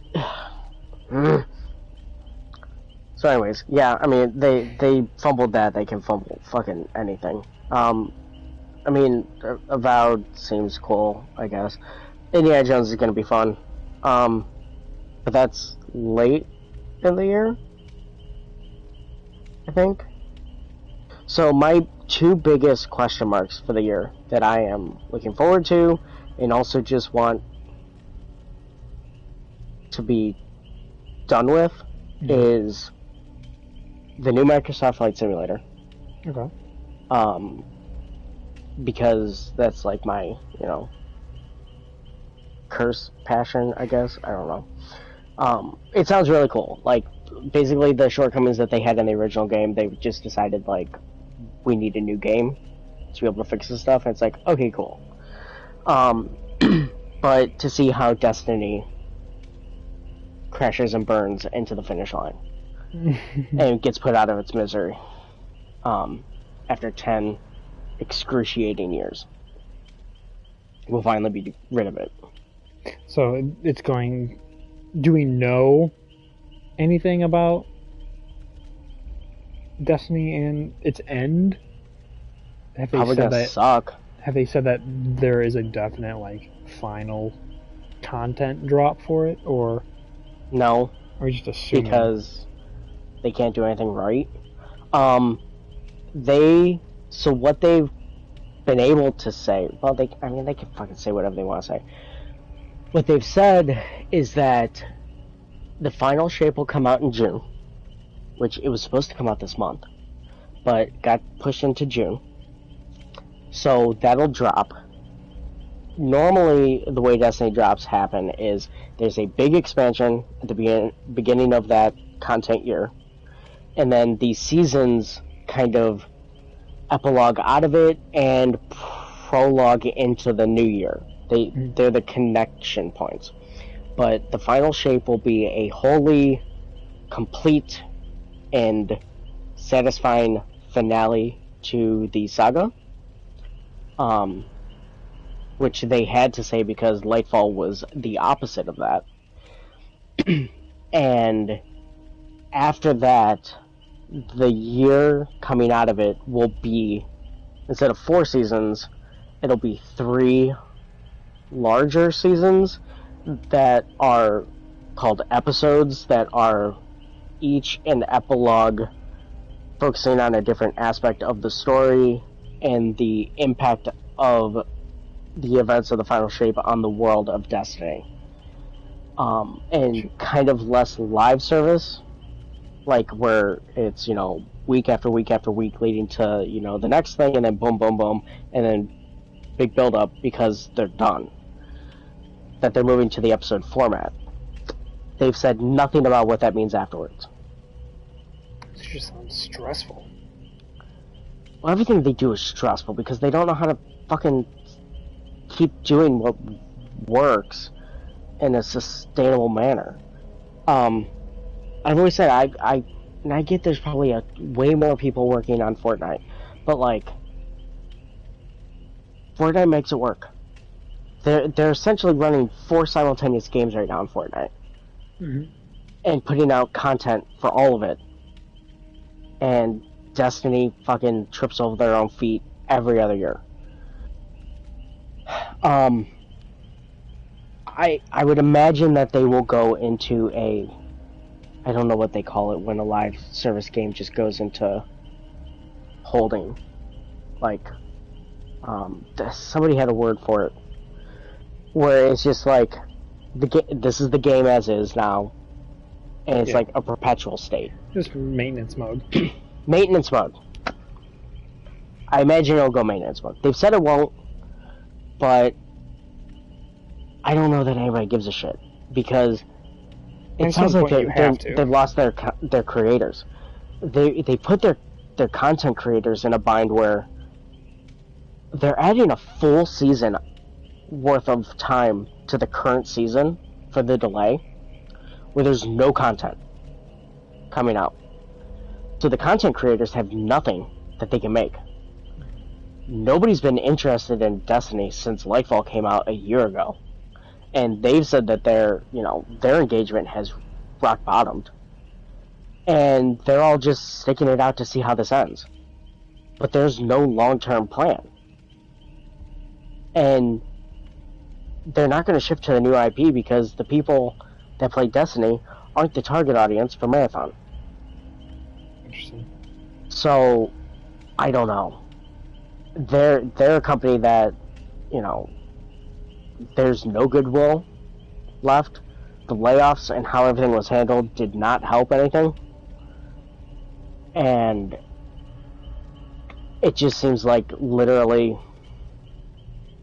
I guess this was the only way that this could end. I don't think I expected anything different. Yeah, I just hope it sunsets in at least at the bare minimum, a mediocre way. That's the realist in me. Ideally, be like, yeah, this goes out with a huge bang. Everyone loves it. Everyone reflects on it and being like, there were some lows, but the highs were meaningful enough to stick it out. Worst case is it's garbage, absolute garbage. you get a bunch of people saying, like, Destiny hasn't been good since X expansion, blah, blah, blah. The usual shit you see from Twitter shitposting and Reddit bullshit. But I think the happiest we can get, and where I think it's going to fall, is, one could say, where light falls. Mediocre. Fucking damn it. Well, based on their past trajectory, they're due for a good expansion. So, because they never do the same quality twice in a row. So, last year was shit, so this year is going to be good. I guess that means Marathon's going to be shit.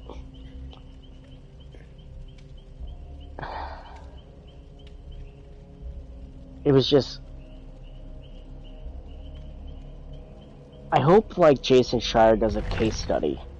Like he does with some of these things, like an autopsy. Like, he did the one on Anthem, right? I think so. I think it was him that did it on Anthem. He's also working on his Blizzard book right now, so... Yeah, but I think it's done, isn't it? Like, he announced that it's going to print. Yeah, but he has to rewrite the ending. Because of all the recent shit. Well, George R.R. Martin's been rewriting for 10 years, so... I'm still going on record, he's not finishing those books. But I digress. I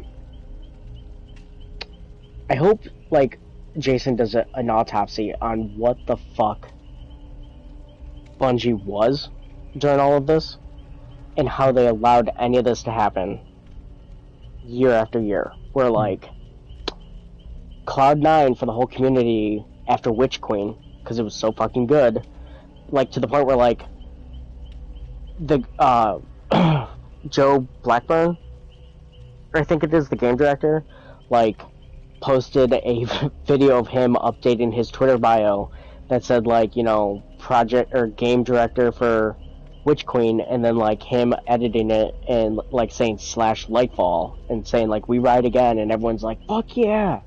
And then, like, Lightfall comes in, it's like, this is the team that made Witch Queen. But that was, like, the cycle of it. And, you know, maybe it was, like, the suits at Bungie. Yeah. But that's another thing where I would love to know what Sony feels about all this. Yeah. Do they feel like they made a mistake in that purchase?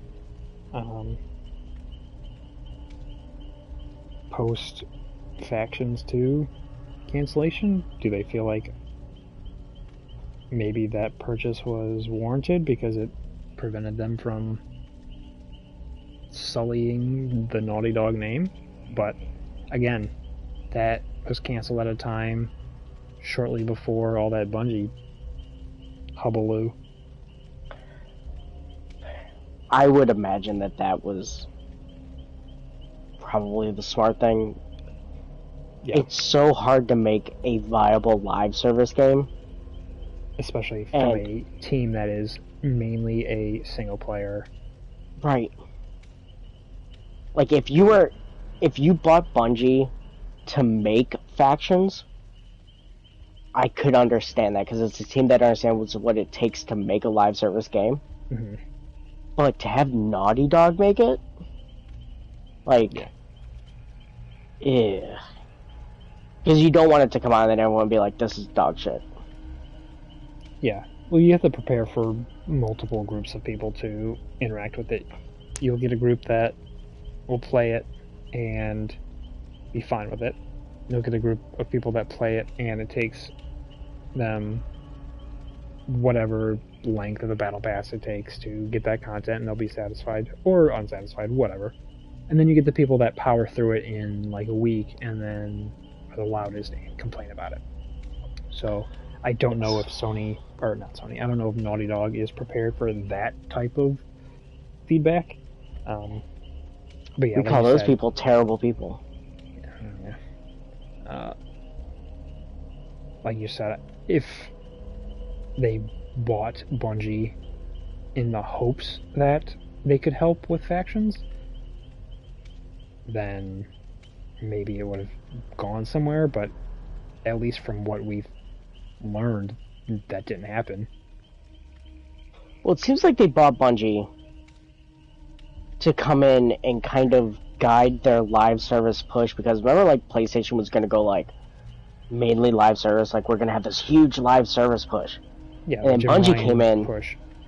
Yeah, Bungie came in. They basically paid Bungie $4 million to come in and say, you suck at this, and then they give up on all of it, and then they're stuck with Bungie. And all of their baggage. Yeah. So, I think the winner is Bungie. Because they don't have to show anything for what they're doing, for the money they got. And they still have all their money. Yeah. Unless I would be curious to see if, you know, the reports that Bungie oversold expectations financially, if Sony has any recourse on that for, like, misrepresentation. Yeah. But we'll never know. Yeah. I guess they could always have Bungie, like, start working on a single player only title. Do they even know how to do that anymore? That team's gone. But nobody knows what the fuck Luke Smith is up to, so maybe. So, yeah. Well, maybe they're making Halo, but not Halo. The Halo killer. And then Pal World? It'll be like the Pal World of Halo. And then Microsoft will just release the next Halo on PlayStation, and kind of screwed yourself.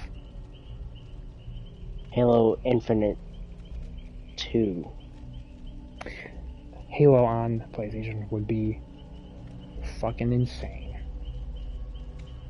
Gears is one thing. Gears, in my mind, would be like, okay, that's bonkers, but, like, okay. There was a PS3 build of Gears of War, I think 3 at some point. So, like, in my mind, that was a potential years and years and years ago. But today, in the year 2024 of our Lord and Savior, a Halo game on Sony hardware. Nuts. Absolutely nuts. Yeah, I feel like if they announced, like, the Master Chief Collection was dropping, like a shadow drop. What the fuck? Riots in the streets. I feel like we would feel the timeline shudder.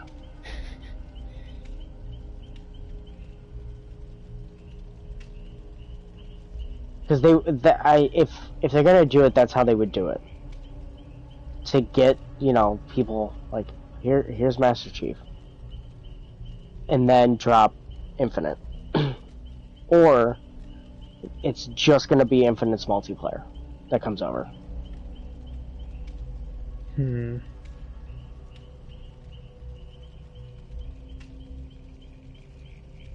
I don't know. Motherfucker. I feel like they would release the single-player campaigns before they release multiplayer. I think that's an easier dev situation to do than to refactor the internet server stuff with Sony's side. Unless they built it in a way where you could just integrate the PlayStation Network into that. But if that stuff's all built around the Microsoft system, you couldn't just port that over in the same amount of time as the single-player campaign. Yeah. You know what game would kill on PlayStation? Forza Horizon. That'd be interesting competition. Because they don't have that kind of game on PlayStation. Yeah. Because the competitor's not Gran Turismo. Yeah. I think even though they're not competitors directly, I think that would kick Turismo's current process into a different gear. Pun intended. Nice. because then you're competing on the same machine. Because right now it's like Turismo's on PlayStation. They're not really competing with anyone else. Forza's on its own machine, not competing with anyone else. But when they're both on the same one, then you're like Madden and NCAA back in those days. Yeah. Well, we're about to enter those days this year. NCAA's coming back out. Glad I don't work at GameStop anymore, because that would be a fucking nightmare. Why? Was it confusing for people? No, it's just like any type of sports release. It's just stupid. Get like 10 boxes of 10 packs, or 3 10-packs of those games per box, and you get like 10 boxes. So then we would just bring out those giant sleeves of game case shaped games to put on that back shelf there. You've probably seen me like pulling boxes out and just stacking 30 games on the shelf.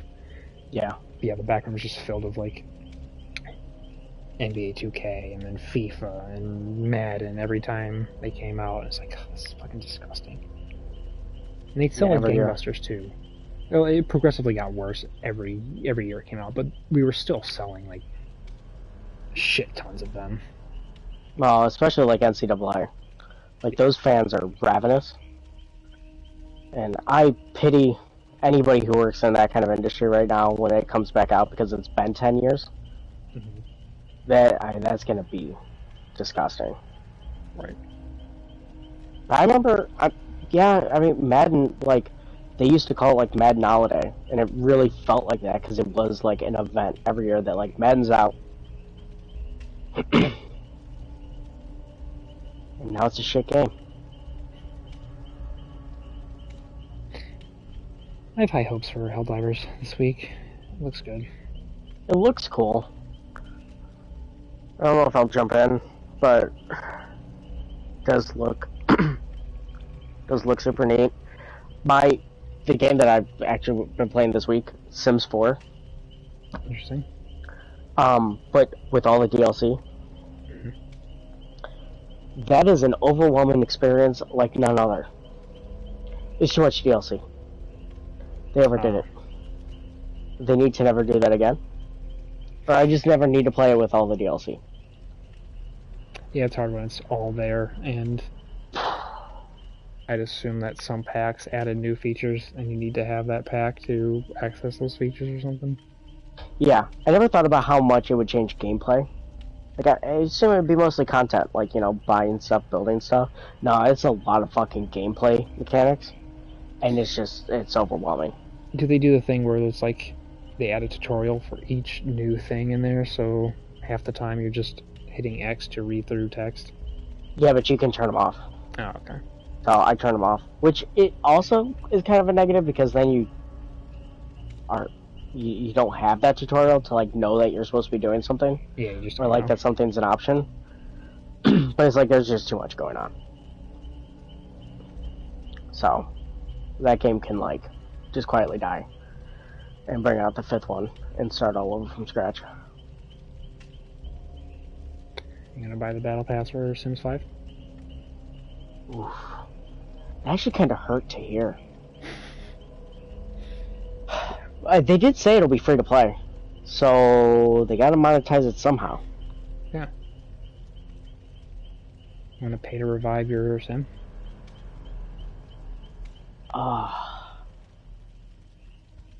You ran out of God, if that's the You could make your house slightly bigger by buying more real estate land there, and expand it by like some square footage. Okay, I hate all of this, and it stressed me the fuck out because they would do it. So speaking of stressful, the game that I'm most scared of this year, and I don't even know if it's coming out this year, Dragon Age 4. Yeah, they haven't said anything about that, so who knows? Right, and it's a game that I want so badly to be good, that I think has the most potential to be fucked up. Because it was revealed 5 years ago. Yeah. And they had a leak at one point, and it didn't look great. And radio silence. Except I think they did say that this year is the reveal in the summer. That's all they've said. Yeah, we still haven't gotten to the point where companies understand, like, don't announce something and then have it come out 2 years later. Like, announce it and have it come out 6 months later. Well, it seems like they announced it and then it kept getting rebooted still. Right. So, I don't know. But they haven't committed to a release of this year. All they've committed to is a reveal in 2024. Yeah. And that's partly why I'm like, that's not coming out this year. I would be shocked if they get a release date. And even if they do give a release date for this year, that it actually hits it. It's going to get pushed. It's kind of like, does Grand Theft Auto 6 actually hit 2025? I could see that actually hitting 2025.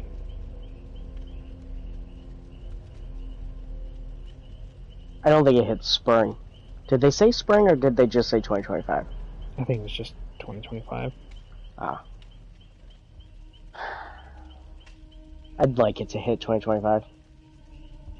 I had a frickin' the day after the trailer dropped, an 8th grader walked into my room, 7:45 in the morning, walks in and just like, you know, goes into like power stance. It's just like, I just need to stay alive until 2025 when Grand Theft Auto 6 comes out. And I'm like, you are 13. Like, you are too young to be making it so you are getting from game release to game release. Like, that is something you do in your 30s, dude. Like, he is a kid in school in America, so yeah. I'm like, you were 3 the last time this happened. So just enjoy it. And know that your grandchildren will see Grand Theft Auto 7. Because they look at me like I'm such an old man. I'm like, guys, I went to the midnight release. And they're like, wow. And I'm like, don't look at me that way. What's a midnight release? Shut up. Oh, it's true, yeah, they have no idea what that is either. There used to be this thing called GameStop. Yeah, there used to be, like, long lines of people talking with each other in a game store, and then got handed a game and you went home and played it. You used to have to activate this code to access the online features of a video game. Shut up. Hey, EA was ahead of their time, weren't they? At the time, I wasn't, like, against that, because I understood why they were doing it, but I feel like it negatively affected so few people. Yeah. That actually cared about that feature. Yeah, I can't recall people ever coming in and being like, I hate this, I can't play this online. I think the bigger issue was the Xbox 360s that didn't have built-in Wi-Fi. You had to buy the adapter dongle. That and the storage on it. Like, yeah. 360s were so, like, cheap that people would come in and be like, what's your cheapest Xbox? And they're like, it's like $50. I'm like, well, I'll take it. I'm like, well, you're gonna need this, and this with it too. Like, yeah, I'll get that later. And then they get it and can't play anything on it because there's no hard drive. And we're like, well, you could use a flash drive. And they're like, really? Like, yeah, but not every game supports that. So, like, you're probably gonna want to get a first-party one. Like, why would they do that? Like, bitch, don't ask me. I just work here. I told you when you bought it. Yeah, I tell them, I'm like, I was in high school when the first Modern Warfare 2 came out. They're like, really? There was another Modern Warfare 2? Like, I hate you guys. I hate you guys so much. I remember playing Call of Duty 2. You mean Modern Warfare 2? Like, shut up. No, I remember standing at a motherfucking Walmart months before the Xbox 360 came out, replaying the same goddamn opening level of Call of Duty 2 because it was the most amazing thing I've ever seen in my life. My mom was shopping, and that's all I could do was replay that level, like, that's 8 feet up in the air, forever, because the smoke looked great. That sounds really lame. It was the highlight of my life at the time, guys. Yeah, we play Call of Duties based on real wars. What does that mean? Holy shit! Oh, that's a reality check. Oh, yeah. Oh my god. That's some real talk right there. Or like, you know, when Battlefield was a relevant game. I don't even think they know about Battlefield anymore. Is that a level name? Shut up. Ugh.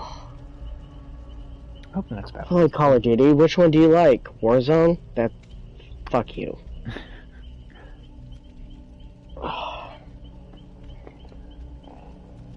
It's supposed to be a well, they'll talk... Like, I haven't played it in forever, and they're like...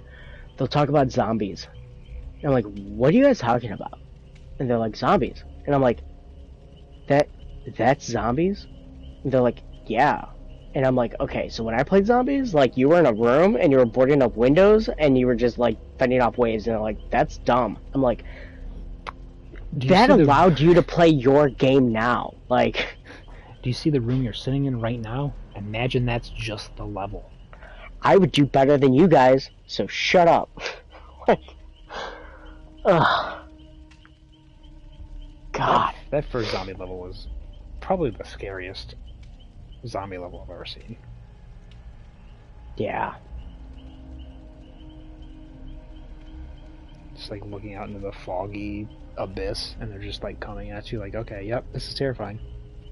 That was World at War, wasn't it? World at War, yep, very first That was a brutal game. Mm-hmm. They probably don't even know about it. Yeah. Man. I wonder what they're going to show off at the Final Fantasy State of Play tomorrow. I'm guessing Final Fantasy 7. You know? And maybe another Final Fantasy that they haven't talked about. I think this is one that's just focused on Rebirth. Well, then I'm guessing Rebirth. Okay. Supposedly there's a demo that they're going to release for it. Yeah, I heard about that. Ignoring the sarcasm, I specifically wonder what else they could show off about this game, running the risk of spoiling more of what makes these remakes unique. The only thing that I saw, like, as a response when they announced that, you know, State of Play will return, was, well, not watching that, because, like, everyone's like, I've seen enough. Like, I just want the game. Yeah. So, what I think they would show off at the end is maybe give a window of when Part 3 is coming. Although I assume it'll be the last thing that comes out on PS5. Yeah.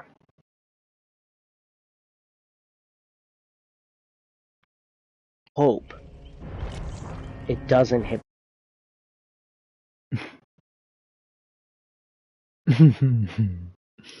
Shut your mouth.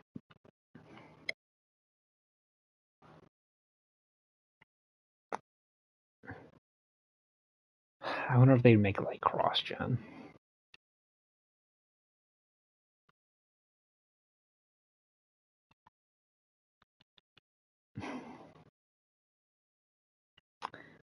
Well.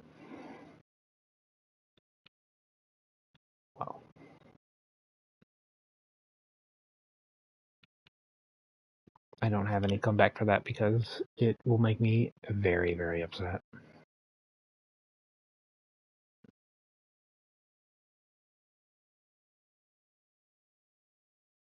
Yeah.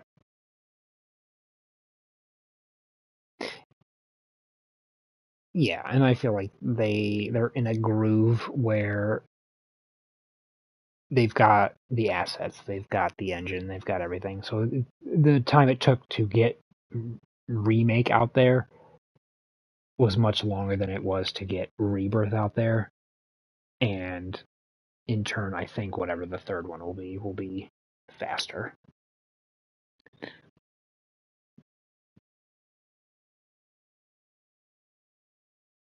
Mm-hmm. Yeah.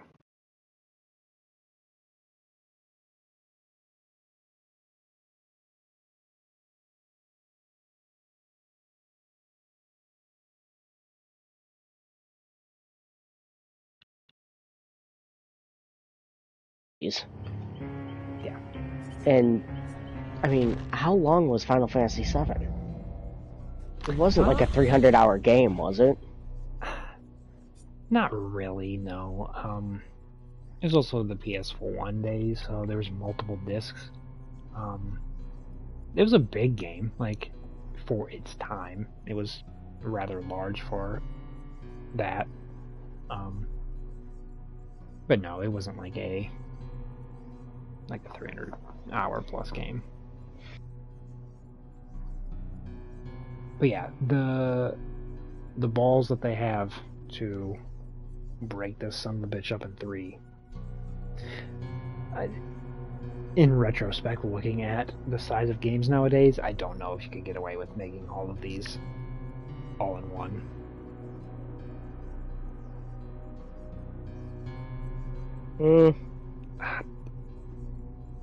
They could probably compress some stuff and make it not as big, but if we're going strictly on what we know and looking at the size that the first one is and the second one is potentially going to be, like, do you want another Warzone 400 gig? I was gonna say, people let Call of Duty get away with it.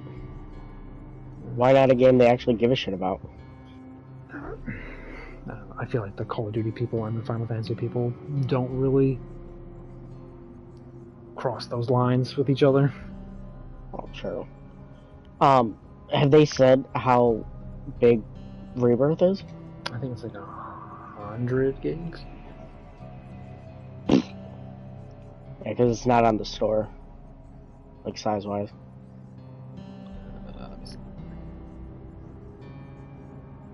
I was wrong. Oh, that's the original. 145. Motherfucker. That's a lot of gigs. And that's not including any updates. Like day one patch. Gonna add another 100. You know, it's really weird. Just a nitpick. I'm on the PlayStation Store page for Final Fantasy VII Rebirth. Mm-hmm. There is not a link to get to the first. Not even the small dots. On the product page. Nope. Like, discover more games like this? The original Final Fantasy VII is listed. Interesting.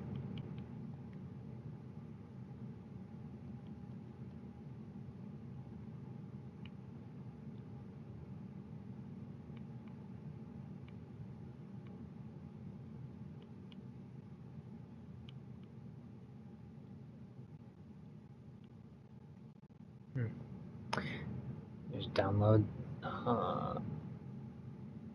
It was on Plus, the first one. I think it still is.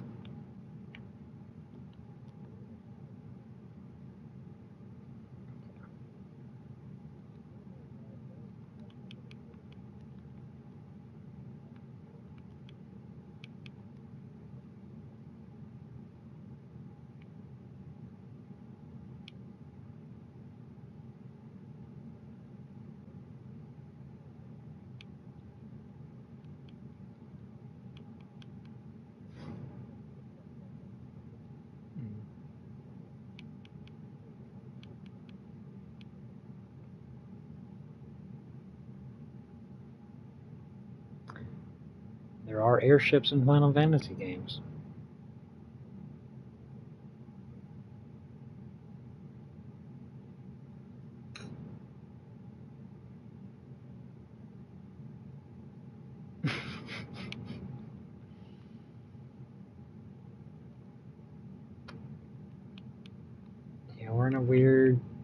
Weird timeline.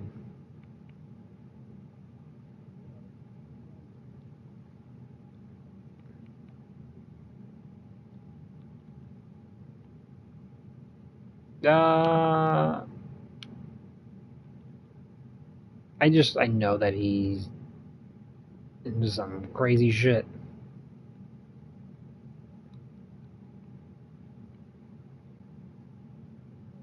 Yeah.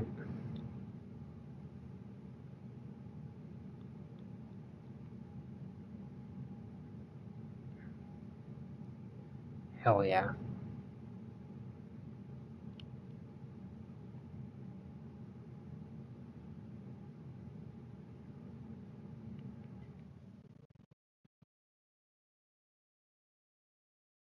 Right. Super fucked up.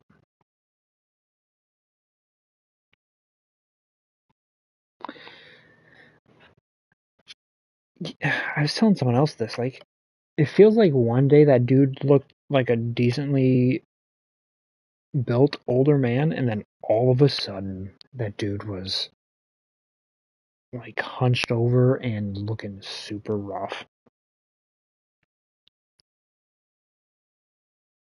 Oh yeah, that's the one I saw. I was like, what the fuck happened to you, bro?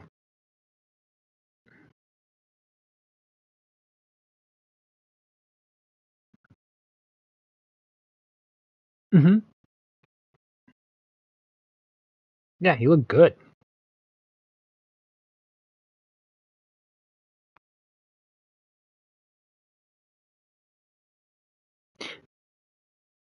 It's years of steroids. Fuck you up.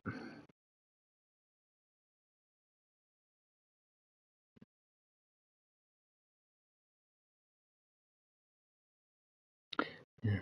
It's crazy what pooping on people will do.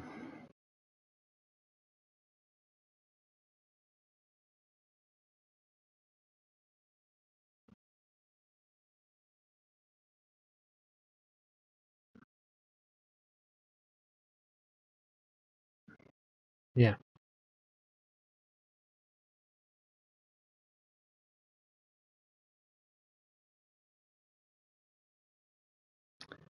You're in for some crazy news. I wonder if we'll actually uh, wait to hear it from Microsoft themselves, or if someone fucking leaks it like everyone else does.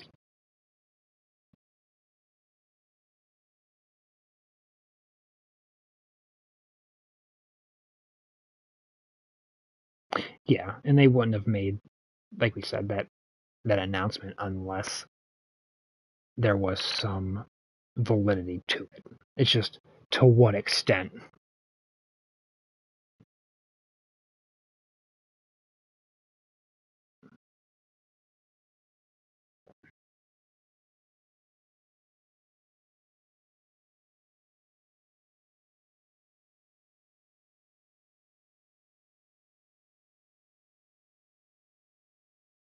Mhm.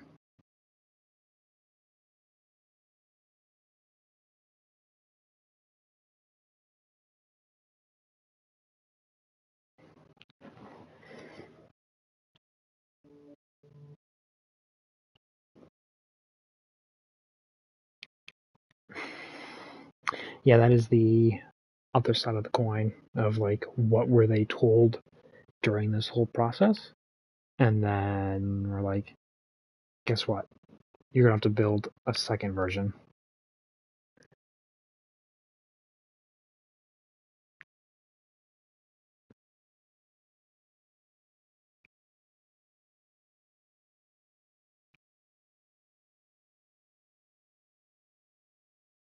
Mhm.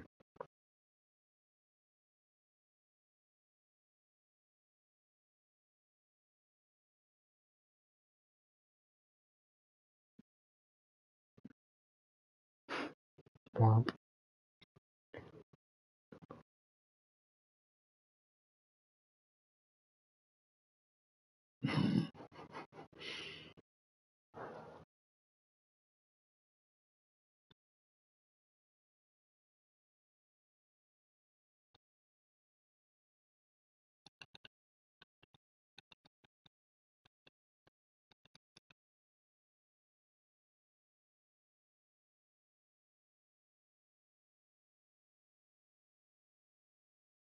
Yeah, you're getting paid to do what you do, so.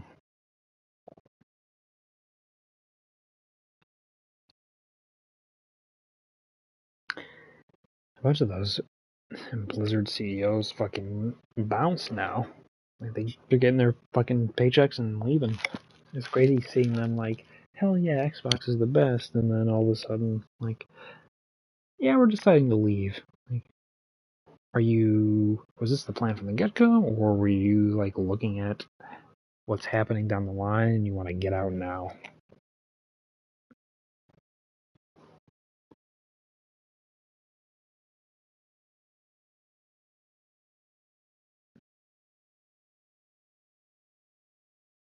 Yeah. I knew Bobby in that, or I knew Bobby was out.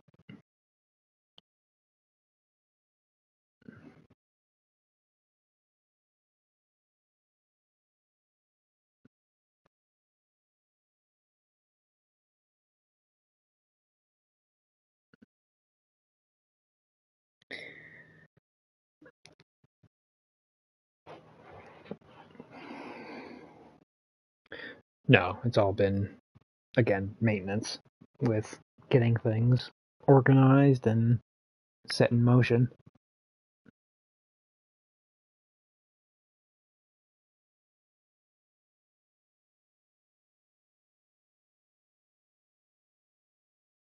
People are gonna lose their fucking minds.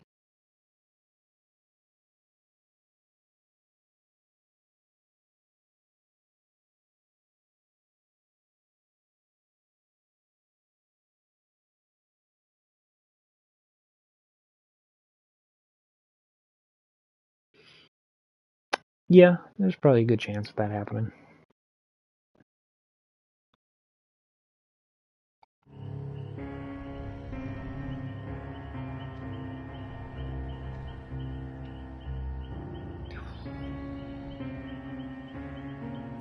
Just let me play Sunset Overdrive, please. Cool. Does Microsoft own that IP? Wasn't that the whole thing, like, somebody still owns the IP, so Insomniac can't do anything with it? I think so. I don't know. I think that's a Microsoft-owned one.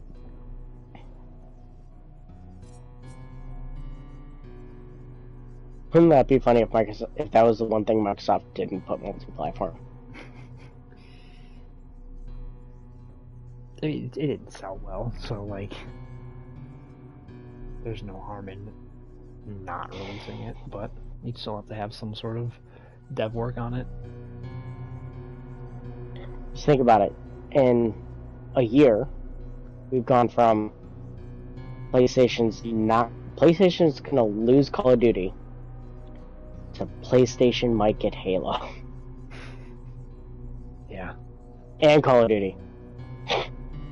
Yeah. PlayStation losing all of these Activision Blizzard owned properties to, you're gonna get all of them and the new ones. Potentially. Yeah. Okay, now hear me out. So, last wild speculation. What if the announcement next week is that Microsoft is buying PlayStation? And they're going for the kill shot. And that Jim Ryan's replacement is actually Phil Spencer. Jesus Christ. That would... people would lose their fucking minds. I think the FTC would explode. I think there'd be a higher chance of Microsoft buying another big publisher than that.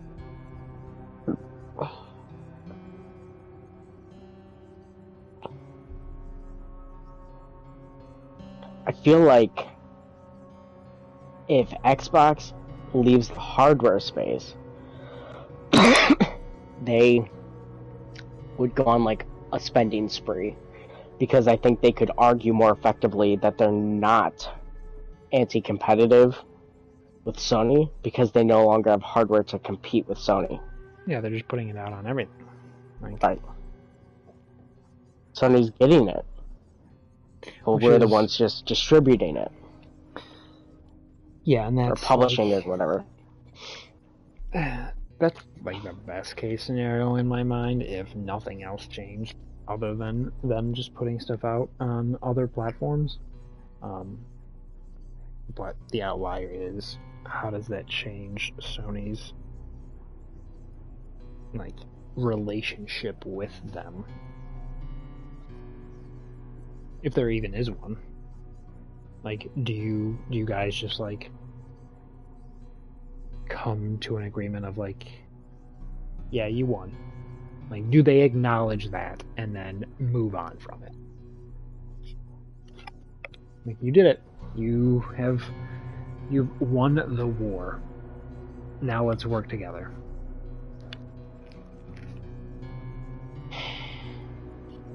Because you could also do that and then not be friends with each other.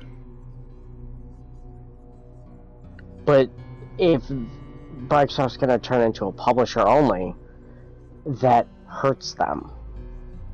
Them right? As in Microsoft, or them as in Sony? Yes. That hurts Microsoft. Because they need a place to put their games. Yeah. So they have to be buddy-buddy with Sony. Which gives Sony all the leverage.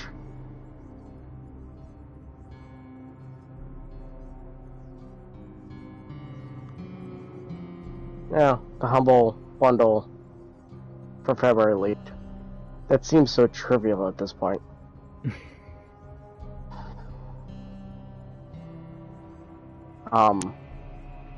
3 hours ago, Final Fantasy VII demo launches tomorrow. A trailer on PSN leaked that says play demo now. Yeah, and when you try to download the demo, it spits you to the original Final Fantasy VII. Oh, that'll get me to the original Final Fantasy VII, but the Rebirth page won't? That's fucked. Yeah, I wonder who's going to throw their weight around first. If this is all true.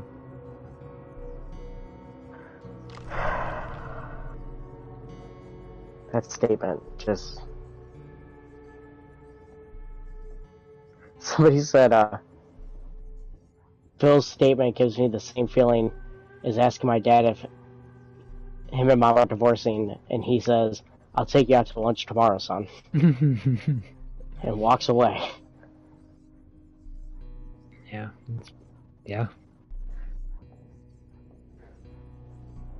I've been watching to see his Xbox activity too. And he has not been playing anything today.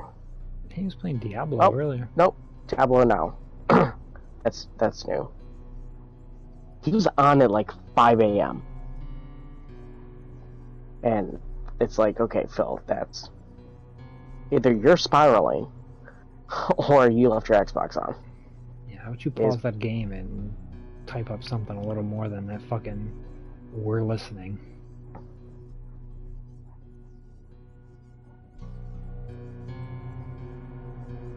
Wonder what the XCast is going to have to say about this. We're defining Duke. Wait, defining what? Duke. It's Colin's Xbox podcast.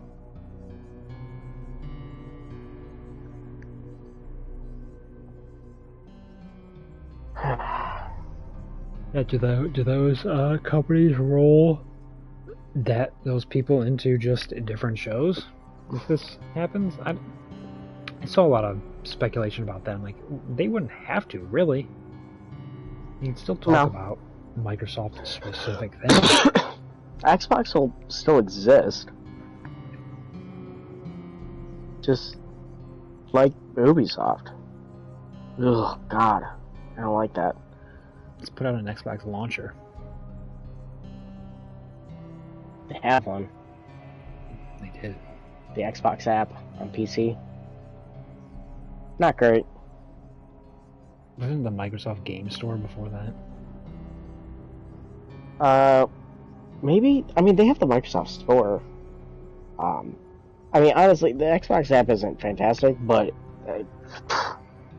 Ubisoft Connect or whatever the fuck it is, it's way fucking worse still. I remember back in the day, I think there was like a Microsoft Games Store launcher where you could buy games, and certain games utilized like the servers for their online services.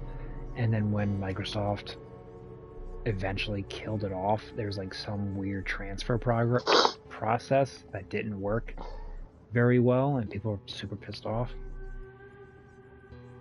Wait, was it live for Windows? That might have been it, yeah. Yeah. Oh my god. Yeah, I remember that. Because there's a whole bunch of games that are still technically tied to it. Yeah. Yeah. Oh my god. Hot trash. It was like they fucked themselves with their own shitty DRM. Weird.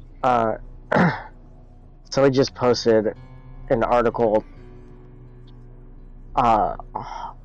tying back to a September interview with Phil.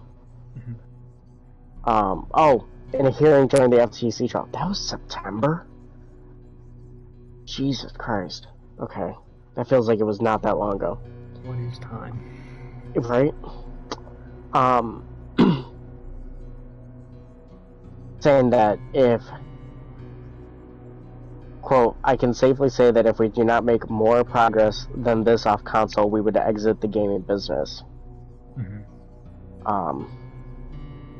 If this were the outcome, I don't believe we'd still be in the business. But then, I mean, 6 months later for that to be the case is insane.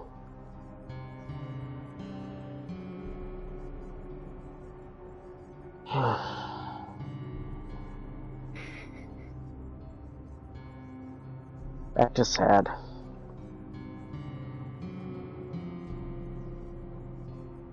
I feel like this is gonna be like a week long of like the grief process, but not even like everything could be fine. Probably not, but everything could be fine, and we don't know. Yeah. This is the parasocial relationship everyone is, well, not everyone, but certain people have gone into the deep end with. And that's the part I'm worried about.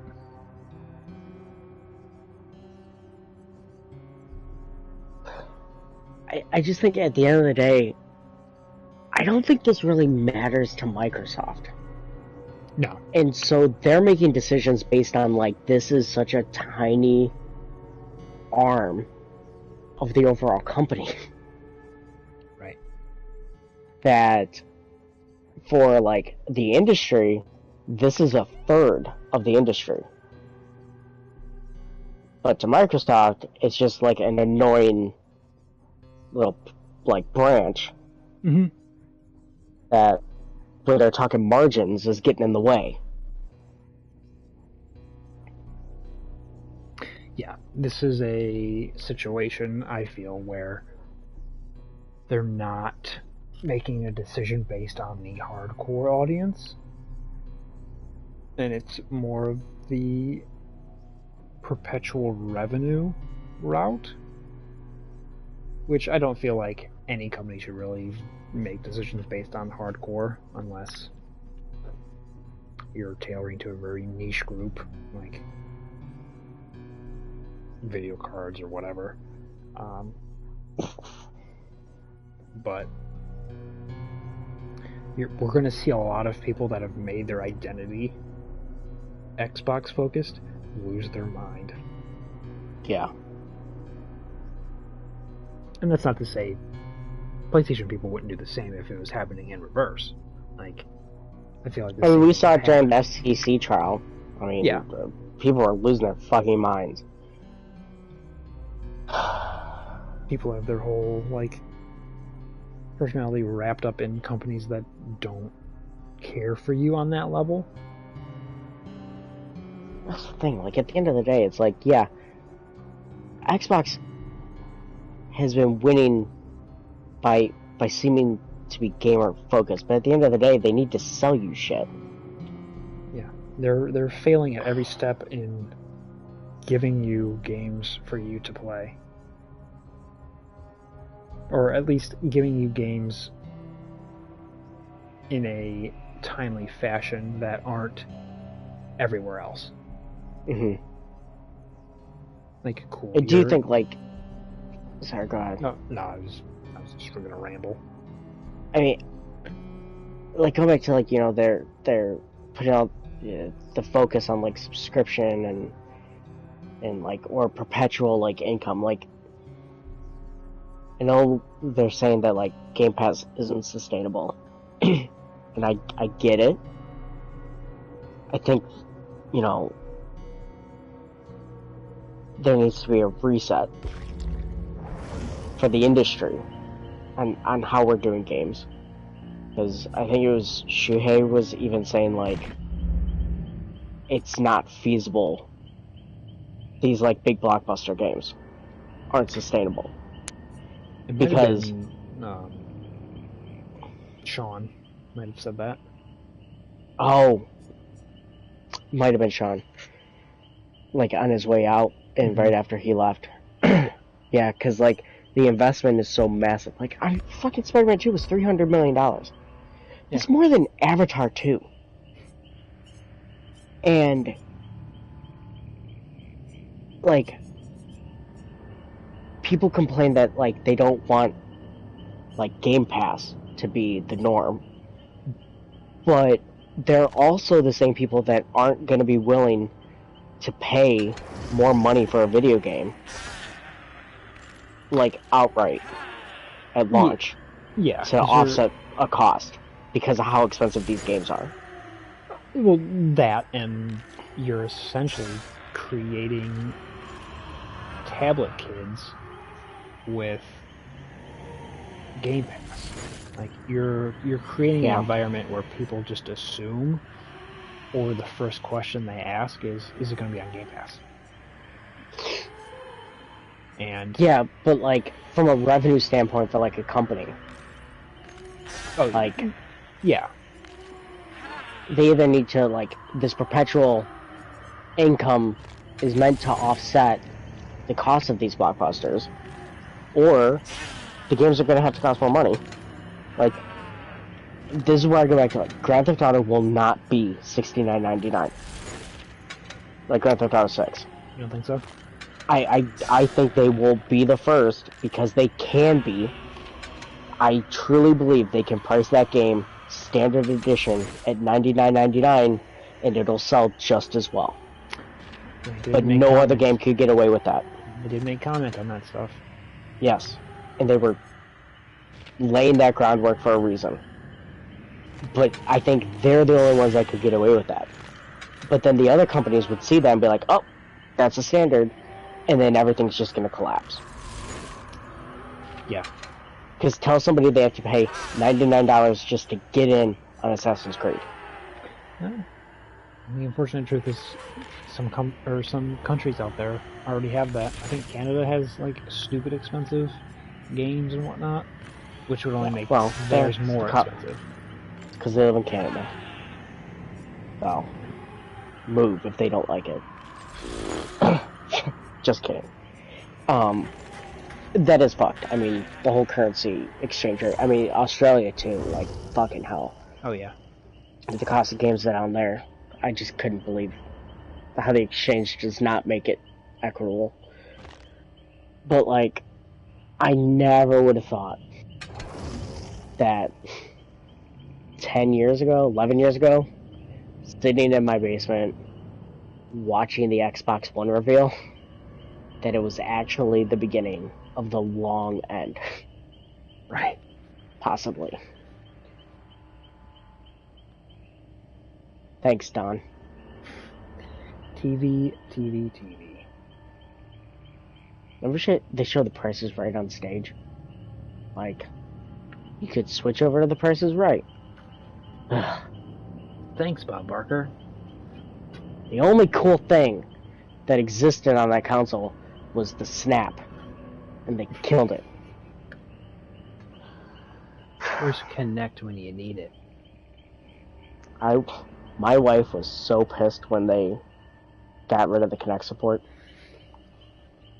Well, her and just because she no talked to it.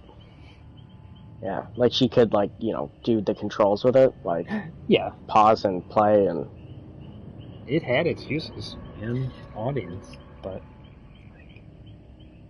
not enough.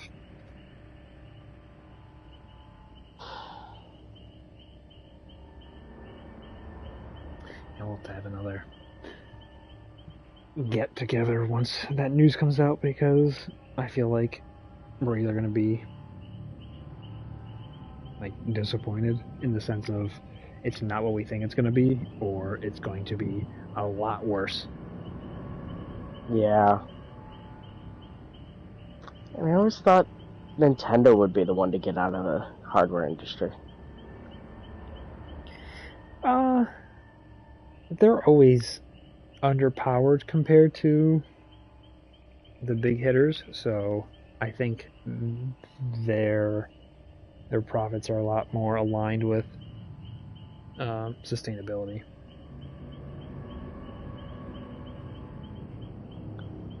Yeah. They're just that weird company that they make some dumb decisions, though. Yeah. I think that's it. They always seem like nothing they do should be the right thing, but it works gangbusters for them. Their fans are probably the most apologetic towards them. I feel like Sony and Microsoft have those people as well, but at least their audience is like, no, that's a really dumb thing, and we're not going to support that. Whereas Nintendo's like, that's a really dumb thing. I'll take 2 of them. They're sustained by an army of Tim Gettys. God, fucking, I hate people like him. I really hate it. You don't have to scream "Let's go" with everything that they fucking announce. It's not always good. Pokemon games are behind. Your hardware doesn't have to be super cutting edge, but why is the rumor of the next Switch using an LCD and not an OLED? I would argue that the success of Power World should be the most embarrassing thing in the world to them.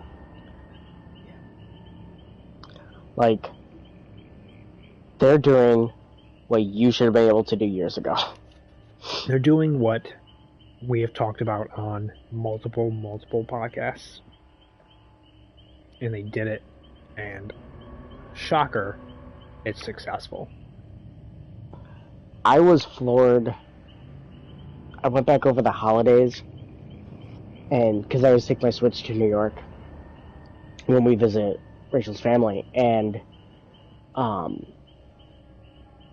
I don't play anything consistent, so I literally just bounce around a bunch of old shit on there, and because nothing really grabs my attention for super long on it. But I started up Pokemon Scarlet, because I played it at launch, and it was cool, whatever, but it ran like shit. Mm-hmm. And I'm it's probably better now. No. Nope. No different. And then everyone, I was okay, well, should I just play it on, TV? And everyone's it's worse. How the fuck is it worse? Docked on a TV. And they're nope, it's worse. Runs way worse on a TV. I'm this sucks. Sad. Yes. I was already kind of out the door with Pokemon, after they remade the Pearl, Diamond and Pearl. I bought it and I was okay, because I had never played those, so I was I'll give it a try.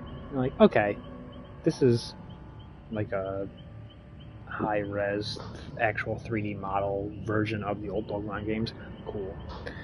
But anything after that, it's just depressing. You have all of this fucking money. Like, anything Pokemon prints money. And you can't, at least, at the very bare minimum, fix this recent release. Yeah. Like, it was a joke when that game first came out. People, that was like worse than Skyrim or Bethesda levels of like limbs spinning and deformed body shapes and just trash everywhere. And you can't fix it? You can't, at the very bare minimum, fix it. Take the L and be like, you know what? We fucked up. And then fix it. No, can't do it.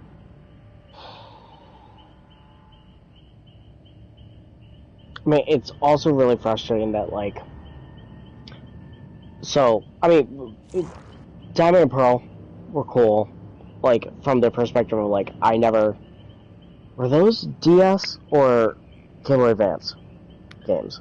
Those were DS. Okay. So, I never had a Game Boy Advance. And then I only had a 3DS, but was, like, buying the Pokemon games as they were coming out on 3DS.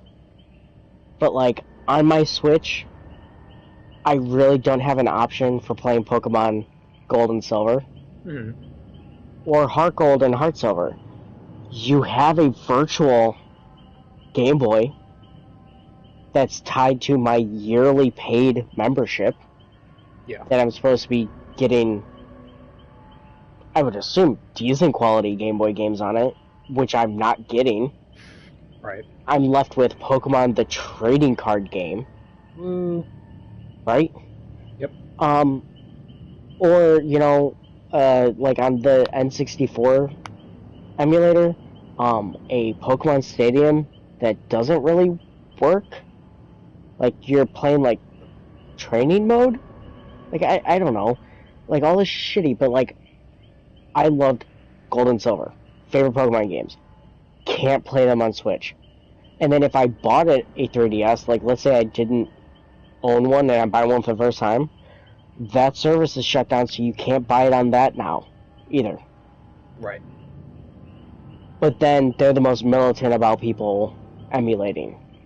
And it's like, well, what option are you giving people? Yeah. Who are trying to play those games? Like, you're not going to be able to...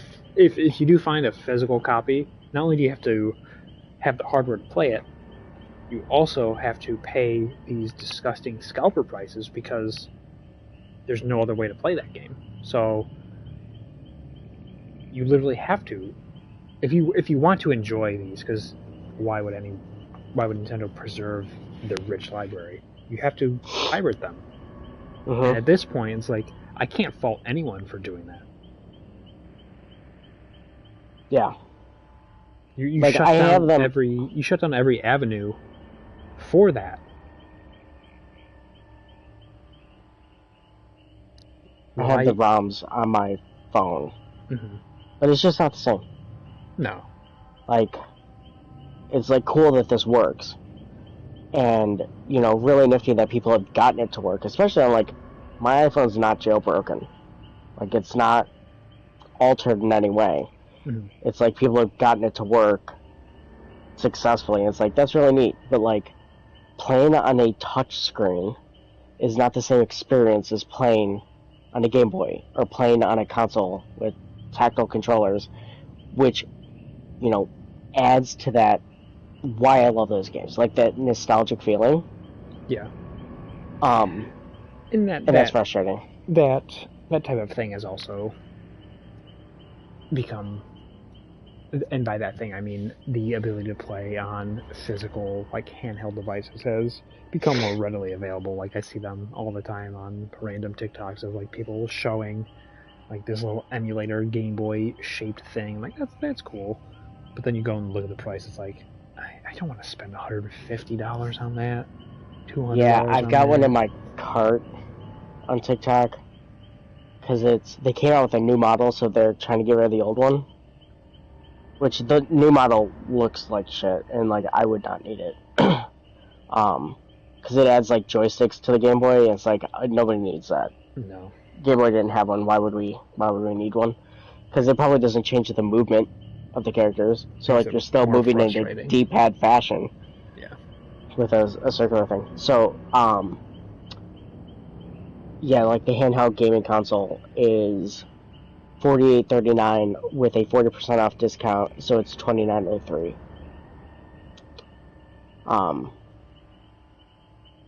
And it doesn't come with any of the ROMs on it, but like that's super easy to do. Yeah. Like I have the zip on my computer of all the Game Boy Color ROMs. And it's like you just download that to it, and you're good to go. And it's like 500 megabytes or something. Those are for like 2,000 games. It's disgusting. Like, oh, these games are tiny. So, but they'll probably put out a remake of Gold and Silver at full price on Switch to tie people over until their next bullshit mainline Pokemon game. Like I in some way appreciate their like NES, SNES, N64 like emulation on the Switch. It's just such a poor way of releasing the game selection. Like, why are you putting out not only inconsistent numbers of games per generation, but some random fucking shit.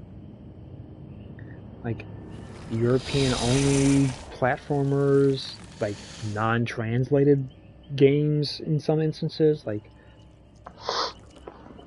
why don't you have like a la carte type thing? Or like a cycling type of situation where like every month here's a giant batch of them that you can play, and then if you want to keep them on your system forever, here's a couple bucks, and then when it cycles out you'll still be able to play that regardless. Like, that would make the most sense to me. But no. So, first of all, did you call it a SNES? Yeah. Okay. Like SNES? Yeah. SNES. I like that. Okay. You've never heard that. You've never heard Nope. Super Nintendo named or pronounced SNES? No. I will be honest, I don't think I've ever said it out loud. Personally. Okay. I've heard people say SNES in like YouTube videos and stuff, but I personally have never said it out loud. Okay. I'll wrap my head around that. SNES. Secondly, if they put out like the original ROMs for Gold and Silver, if they did remakes like they did with Diamond and Pearl for Switch, like legit remakes, it would still sell probably just as well. Yeah. Because people would pay for the remakes over the originals. Because the thing about the original, like Gold and Silver, like that whole generation era of Pokemon games, I don't think they aged super well. No. Especially with like the new like modern quality of life upgrades for Pokemon games. Like, they're kind of frustrating to go back to. So it would be nice to have that option of like, okay, yeah, I got my nostalgia kick, now let's buy this remake. Mm-hmm. But they make weird choices. Yeah, it doesn't make sense.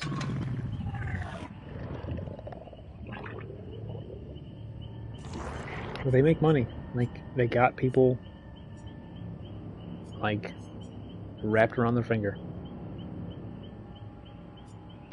Yeah, they're a little fucking cult.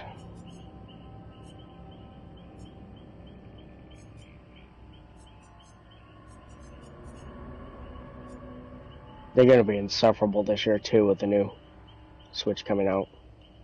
Yeah, I wonder when they announce that. Like, what's the best time? Everything seems to say March. I wonder, based on the rumored power, how it would probably be a new wave of ports to that thing.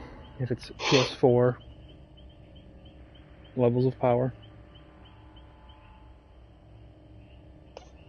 Yeah.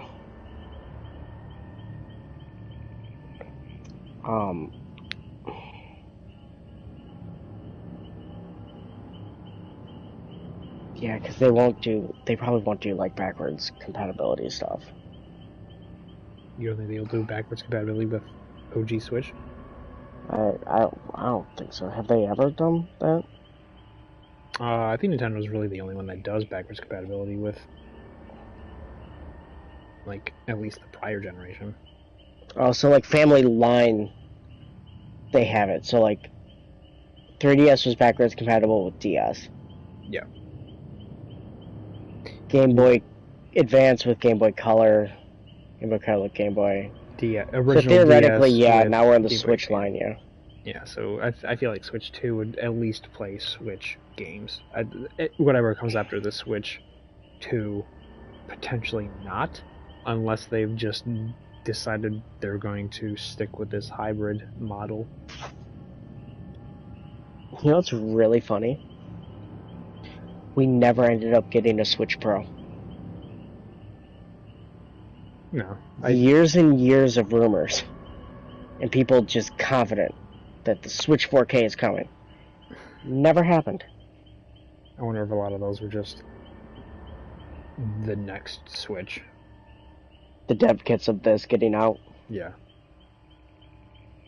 Which makes sense because it does just seem like a incremental upgrade to a Switch. Right. I wonder if they name it. So here's something to think about. Some weird, like, Switch Pro or something like that. Switch. It's Nintendo, so who knows?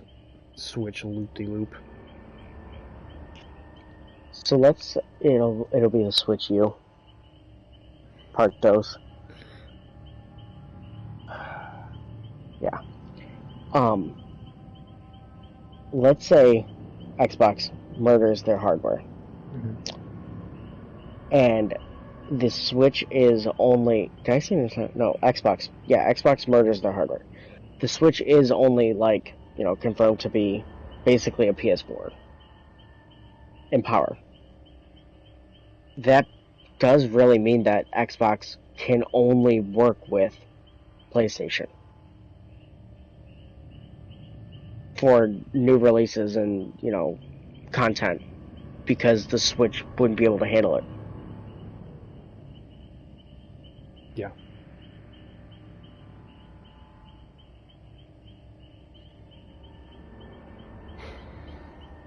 I don't know how they get away with being a generation behind every time. They're not competing with anyone but themselves. Like, they're honestly not, like, going up against the two heavy hitters. Potentially one heavy hitter soon. I thought the part of what made Switch so successful, though, was they could finally handle some of the more powerful games and get mainline games from third parties onto the console. Well, they did, but there's more of a power gap between them, a new Switch now in these consoles, than Switch in the old consoles, right? If the rumored Switch 2 specs are true, then they would once again be one behind. If we're strictly going with PS5 to Switch 2, because it's PS4 and PS5. But the way their release cycle is, it's eventually going to borderline 2 generations. But they also shot themselves in the foot, because you don't want to end a generation early. Especially in Nintendo's case, because they make so much fucking money. Which is probably why there was never a Switch upgrade outside of screen quality. I feel like they were probably ready to end this earlier, but everything, like COVID and the supply chain, forced them to push it longer. I think it was not only that, but the just sheer amount of sales on the Switch. They're like, why would we even fracture that? Yeah, well, I think that allowed them to push it. But, like, I mean, it feels like they've really been just staggering things out for a while now. Like big releases. Like, do you think Tears of the Kingdom could have been a launch for the new Switch? Or do you think that was always meant to be this Switch? Are you asking, do I think Tears of the Kingdom was initially going to be a Switch 2 release and they did something like launch title?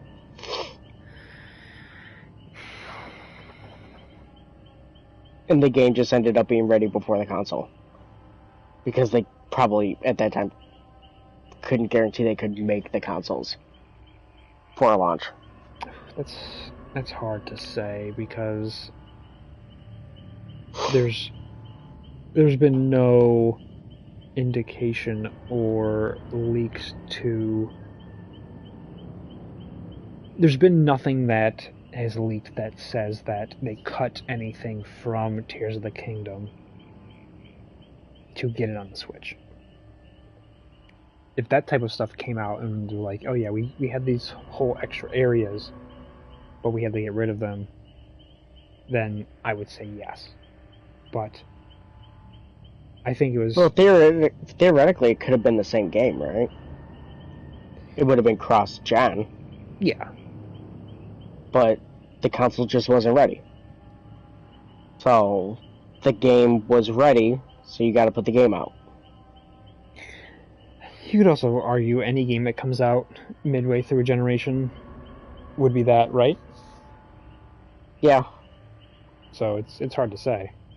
I think... Well, Halo 2 was supposed to be 360, wasn't it? Was it? But that's what I thought. There's no doubt in my mind that if you released Tears of the Kingdom on a Switch 2, it would run much, much better. There are segments in Tears of the Kingdom that, like, slog and pop in and would benefit from better hardware, but it's tough to say. It's not extremely impressive with what they did. Well, I mean, it's just pure magic. Yeah. That game has no right being on the Switch. I wonder what type of marketing they also spin with the Switch 2 when it comes to backwards compatibility. I wonder if they... because this is something that Nintendo really doesn't do, where they state if you play this Switch game on the Switch 2, it will produce a better frame rate. It will... here's an HD upgrade like Microsoft did with some backwards compatible games. Like, I wonder if they do that, or if they're just strictly like, you can play your Switch games on the Switch too. You don't have to worry about your library not crossing over, and then they just end it there. I feel like they just end it there. But they could learn from that. They tend to make small quality of life upgrades as the generation goes on. Yeah. And they could also take, like, the Sony Q and do, like, the $10 was it $10 upgrade? Yeah. They could also take the Sony Q where they don't tailor it per game and just kind of do we're going to put more power at it, and it could improve things, or it couldn't, but just be aware, it might not do anything. And then they could also take the Sony route and completely fuck up the communication and be forced to give it with a game that they didn't initially intend to give it to, because they were unclear on the marketing. And so now they have to give a $10 upgrade for it. Horizon.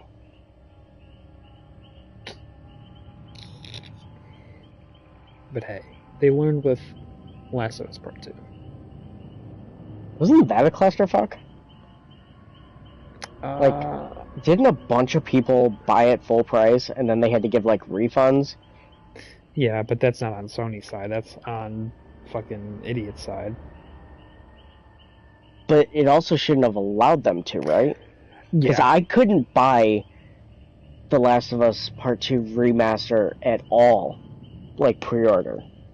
So, here's the timeline. They announced Part 2 remastered. They, right out the gate, said, if you already own a copy of it, you'll be able to upgrade it for $10 at launch. Right, which meant I promptly forgot about it. Because right. I didn't need to care about it. Right. And then there's a subset of people that don't read that fine print and don't read the details and just hear Part 2 remastered, you can buy it.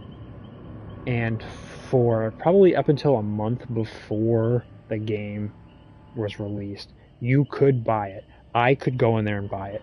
But okay, so that makes sense because it was like the week before I couldn't. Yeah, I don't know the specific timeline, but there was a short time before the final release date where it finally changed to learn more, and it said you can't buy this because I had a digital copy already. So they eventually fixed it, but yes, they probably should have had that from the get-go for anyone that had a digital copy. But yeah, a bunch of people bought it, and Sony had to give them a refund, like, hey, you fucking idiots. Don't do this. Which was really just like a courtesy gesture. Oh yeah, they could have just totally left it to support to fumble that as well.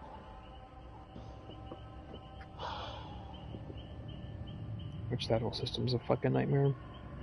I rarely have to do it, and the only reason I've had to do it within the last 8 to 10 months is when I unlock one of those PlayStation Stars collectibles and it actually doesn't show up in my account, so you have to go through their support thing and it's like, hey, I'm a stupid idiot and care about these not real collectibles, can you put it in my account? And I'm like, yeah, I'll escalate it.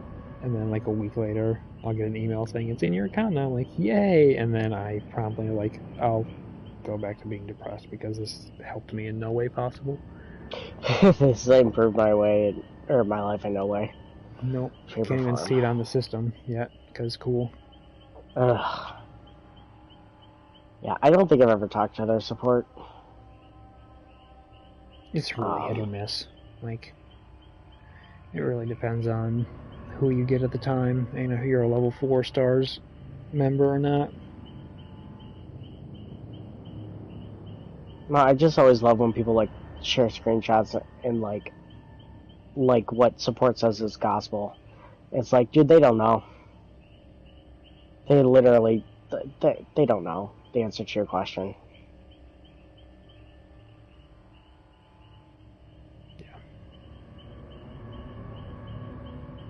Nothing will beat both companies having dedicated Cyberpunk support options.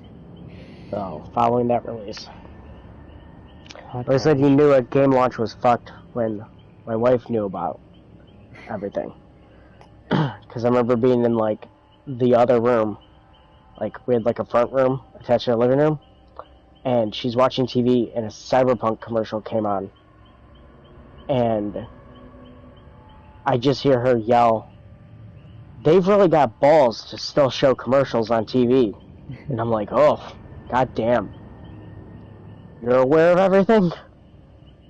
This is bad then.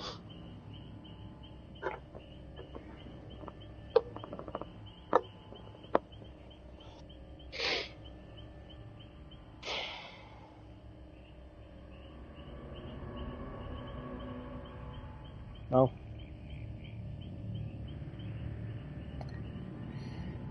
Everything sucks.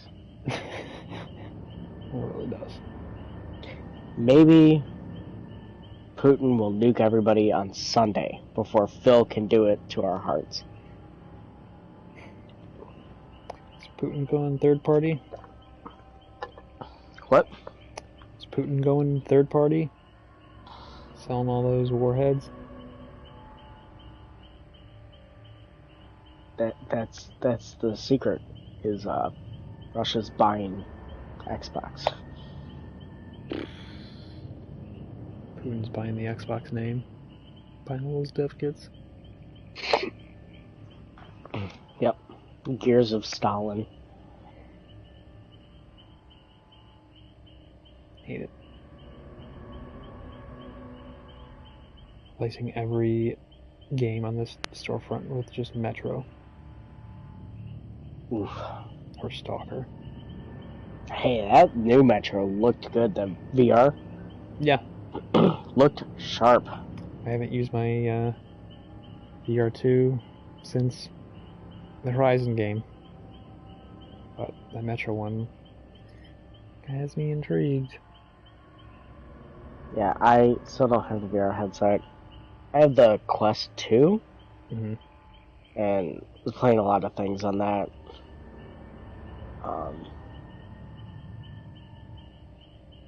I mean, there's things like I'd like to play on PSVR. Like, I'd like to play Gran Turismo and Horizon. Really like to play Horizon, but I'm not paying $600 to play Horizon. Yeah.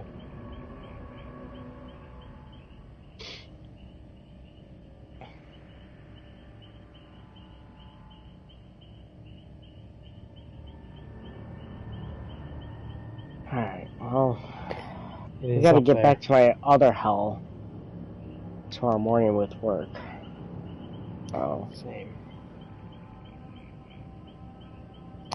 Yeah, we'll do this again soon. He never said what day next week, right? Nope. Just next week. Oh, God, what if it's Friday? People are going to start a countdown account where it's like, is today the day? Phil mentions what the change is. It'll be like Monday at 8 a.m. and there's no update, and people are going to be like, Phil lied. When is he going to tailor to his fans? I mean, Sean Murray should be best friends. I follow Is Mitch McConnell Dead Twitter account. And I check, and it's every day it's a no. I'm like, God damn it.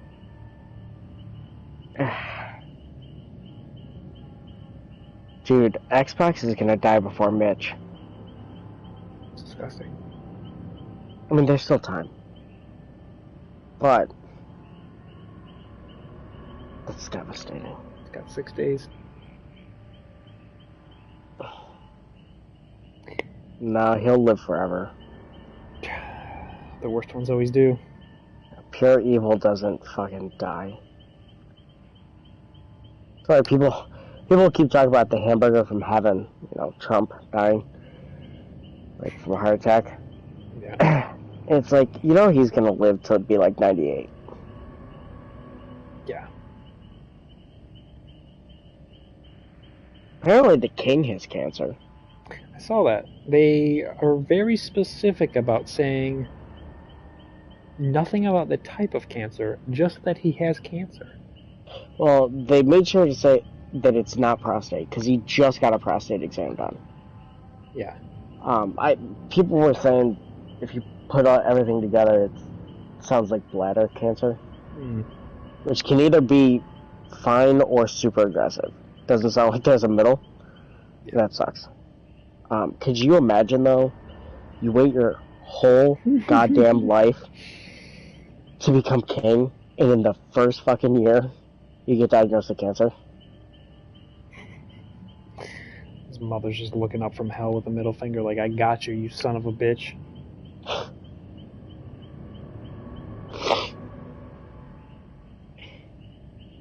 Oh my god. Princess Diana's giving a middle finger from heaven.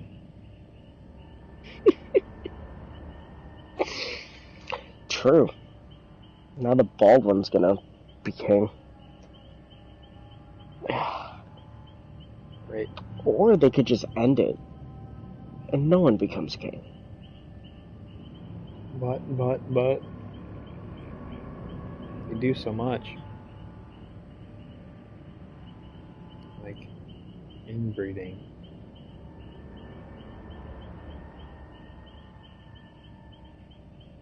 Yeah, I listened to like the entire audiobook for Prince Harry.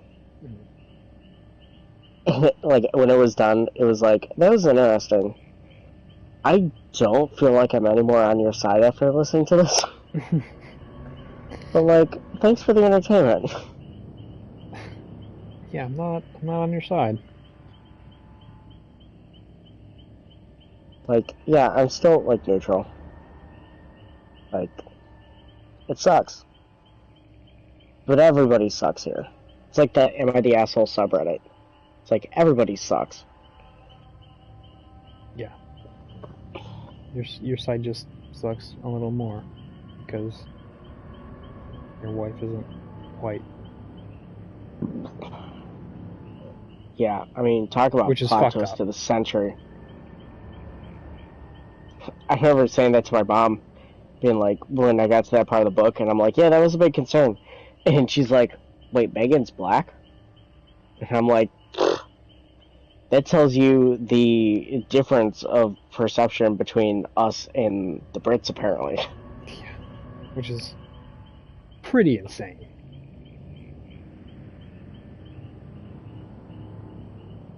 Yeah.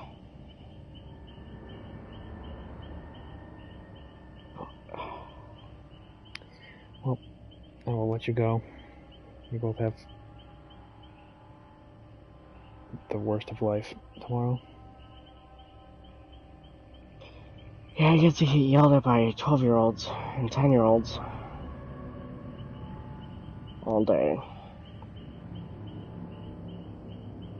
I had a girl tell me, just like, this is how my everyday goes. She was talking in the middle of class, like during rehearsal, and I was yelling at a kid to my left for being disruptive. And then I came back to her, because he interrupted me working with her. And in the time that I was yelling at him, she'd started a conversation with an entirely different student across the room. And when I came back and started to address her again, she proceeded to tell me that I was wrong for interrupting her conversation, and that to be respectful, I should have waited for her to finish her conversation before I addressed her. Ignoring the fact that she shouldn't have been talking in the first place. And I was so taken aback, I looked at her, I'm like, are you for real? Like, I thought she was fucking with me. Like, is she trolling me? Like, is she, like, pushing a button on purpose because she knows that it's gonna annoy me? Yeah, are you being sarcastic with me? Like, what are you doing? Yeah, like, I literally almost said, are you fucking with me? Right now. Like, I was like, are you for real? And she's like, yeah. And I was like, I just kind of like, I'm like, that's why all this is broken. That's like why, this is why everything we do in here is broken, because your perception of how this is supposed to work is not how this is supposed to work. Yeah, this dynamic is out of whack. Yes. Like, you are 10. Get the fuck over yourself.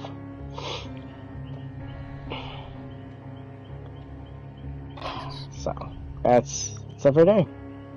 I mean, you can't argue with their parents either, because their parents are like, they're the best angels. Mom was on my side for that one. But Okay. I had been warned that mom is crazy. Mm. And so, I should be careful. But generally, yes, that is how that goes. My beautiful baby can do no wrong. How Speaking dare you? of broken, there's a Saw 11 coming out. We're in the worst timeline. 10 did really well, so, you know, the unfortunate truth is, instead of ending on a high note, they have to fucking run it into the ground. I loved those movies. They were like a yearly highlight. Like, they were like a Halloween tradition. They peaked at the one where, like, they were all supposed to have worked together. And they could have all lived. But they were so, like, self-centered that it ended up, like, 2 people at the end. And he was like, you guys are dumb. Now you're gonna die because, like, you couldn't help other people along the way. And then he, like, went back and showed, like, how everybody could have made it through all of them. And I'm like, that's kind of cool. That's like really brilliant. Never would have thought about that. Like that he would have made it so everybody could have gotten through the traps. Mm. And then after that, I'm like, these have gone downhill so drastically. Yeah. It's almost like I don't want to say genre, but that series seems like a very of its time type of thing that doesn't really break that barrier of a new generation. Which kind of like The Ring. Yeah. Like, it worked then, but I don't feel like it could work now. And the fact that 10 did well kind of broke that mold, and the same thing with the latest Scream movie. But again, it's going to go down the route of, oh, these did really well. Let's keep it going. Like, you don't have to do that. You can potentially get more money by ending on a high note and then just selling merchandise based off that. Makes too much sense. But no, you're gonna run into the ground with one more movie at least, two if you really want to fuck it over, and then ruin any and all goodwill you have towards the franchise. Well, I know what they're gonna do. We're gonna Sell go it to Xbox. Then they'll take some of the people and move them around studios and shut the core studio down. Oh, we'll sell it to Xbox, and then Sony will be like, cool, more for us. Buy up all that you want. It's coming here anyway. Yeah, Sony will be like, does this mean we get the streaming deal with that Ubisoft for cloud services? Can we get... was that Call of Duty deal a 60 or a 90-day return policy? Because it's coming to here anyway. Yeah. I mean, I potentially have the ability to play Indiana Jones now, so I'll be happy. Yeah, plot twist. Call of Duty is not coming to Game Pass because it's coming to PS Plus.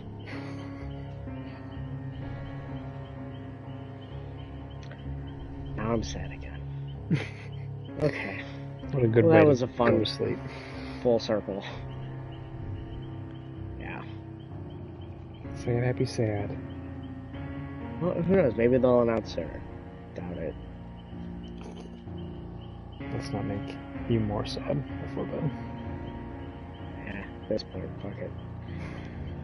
Alright, I'll see you, man. I'll talk to you later. Bye. Bye.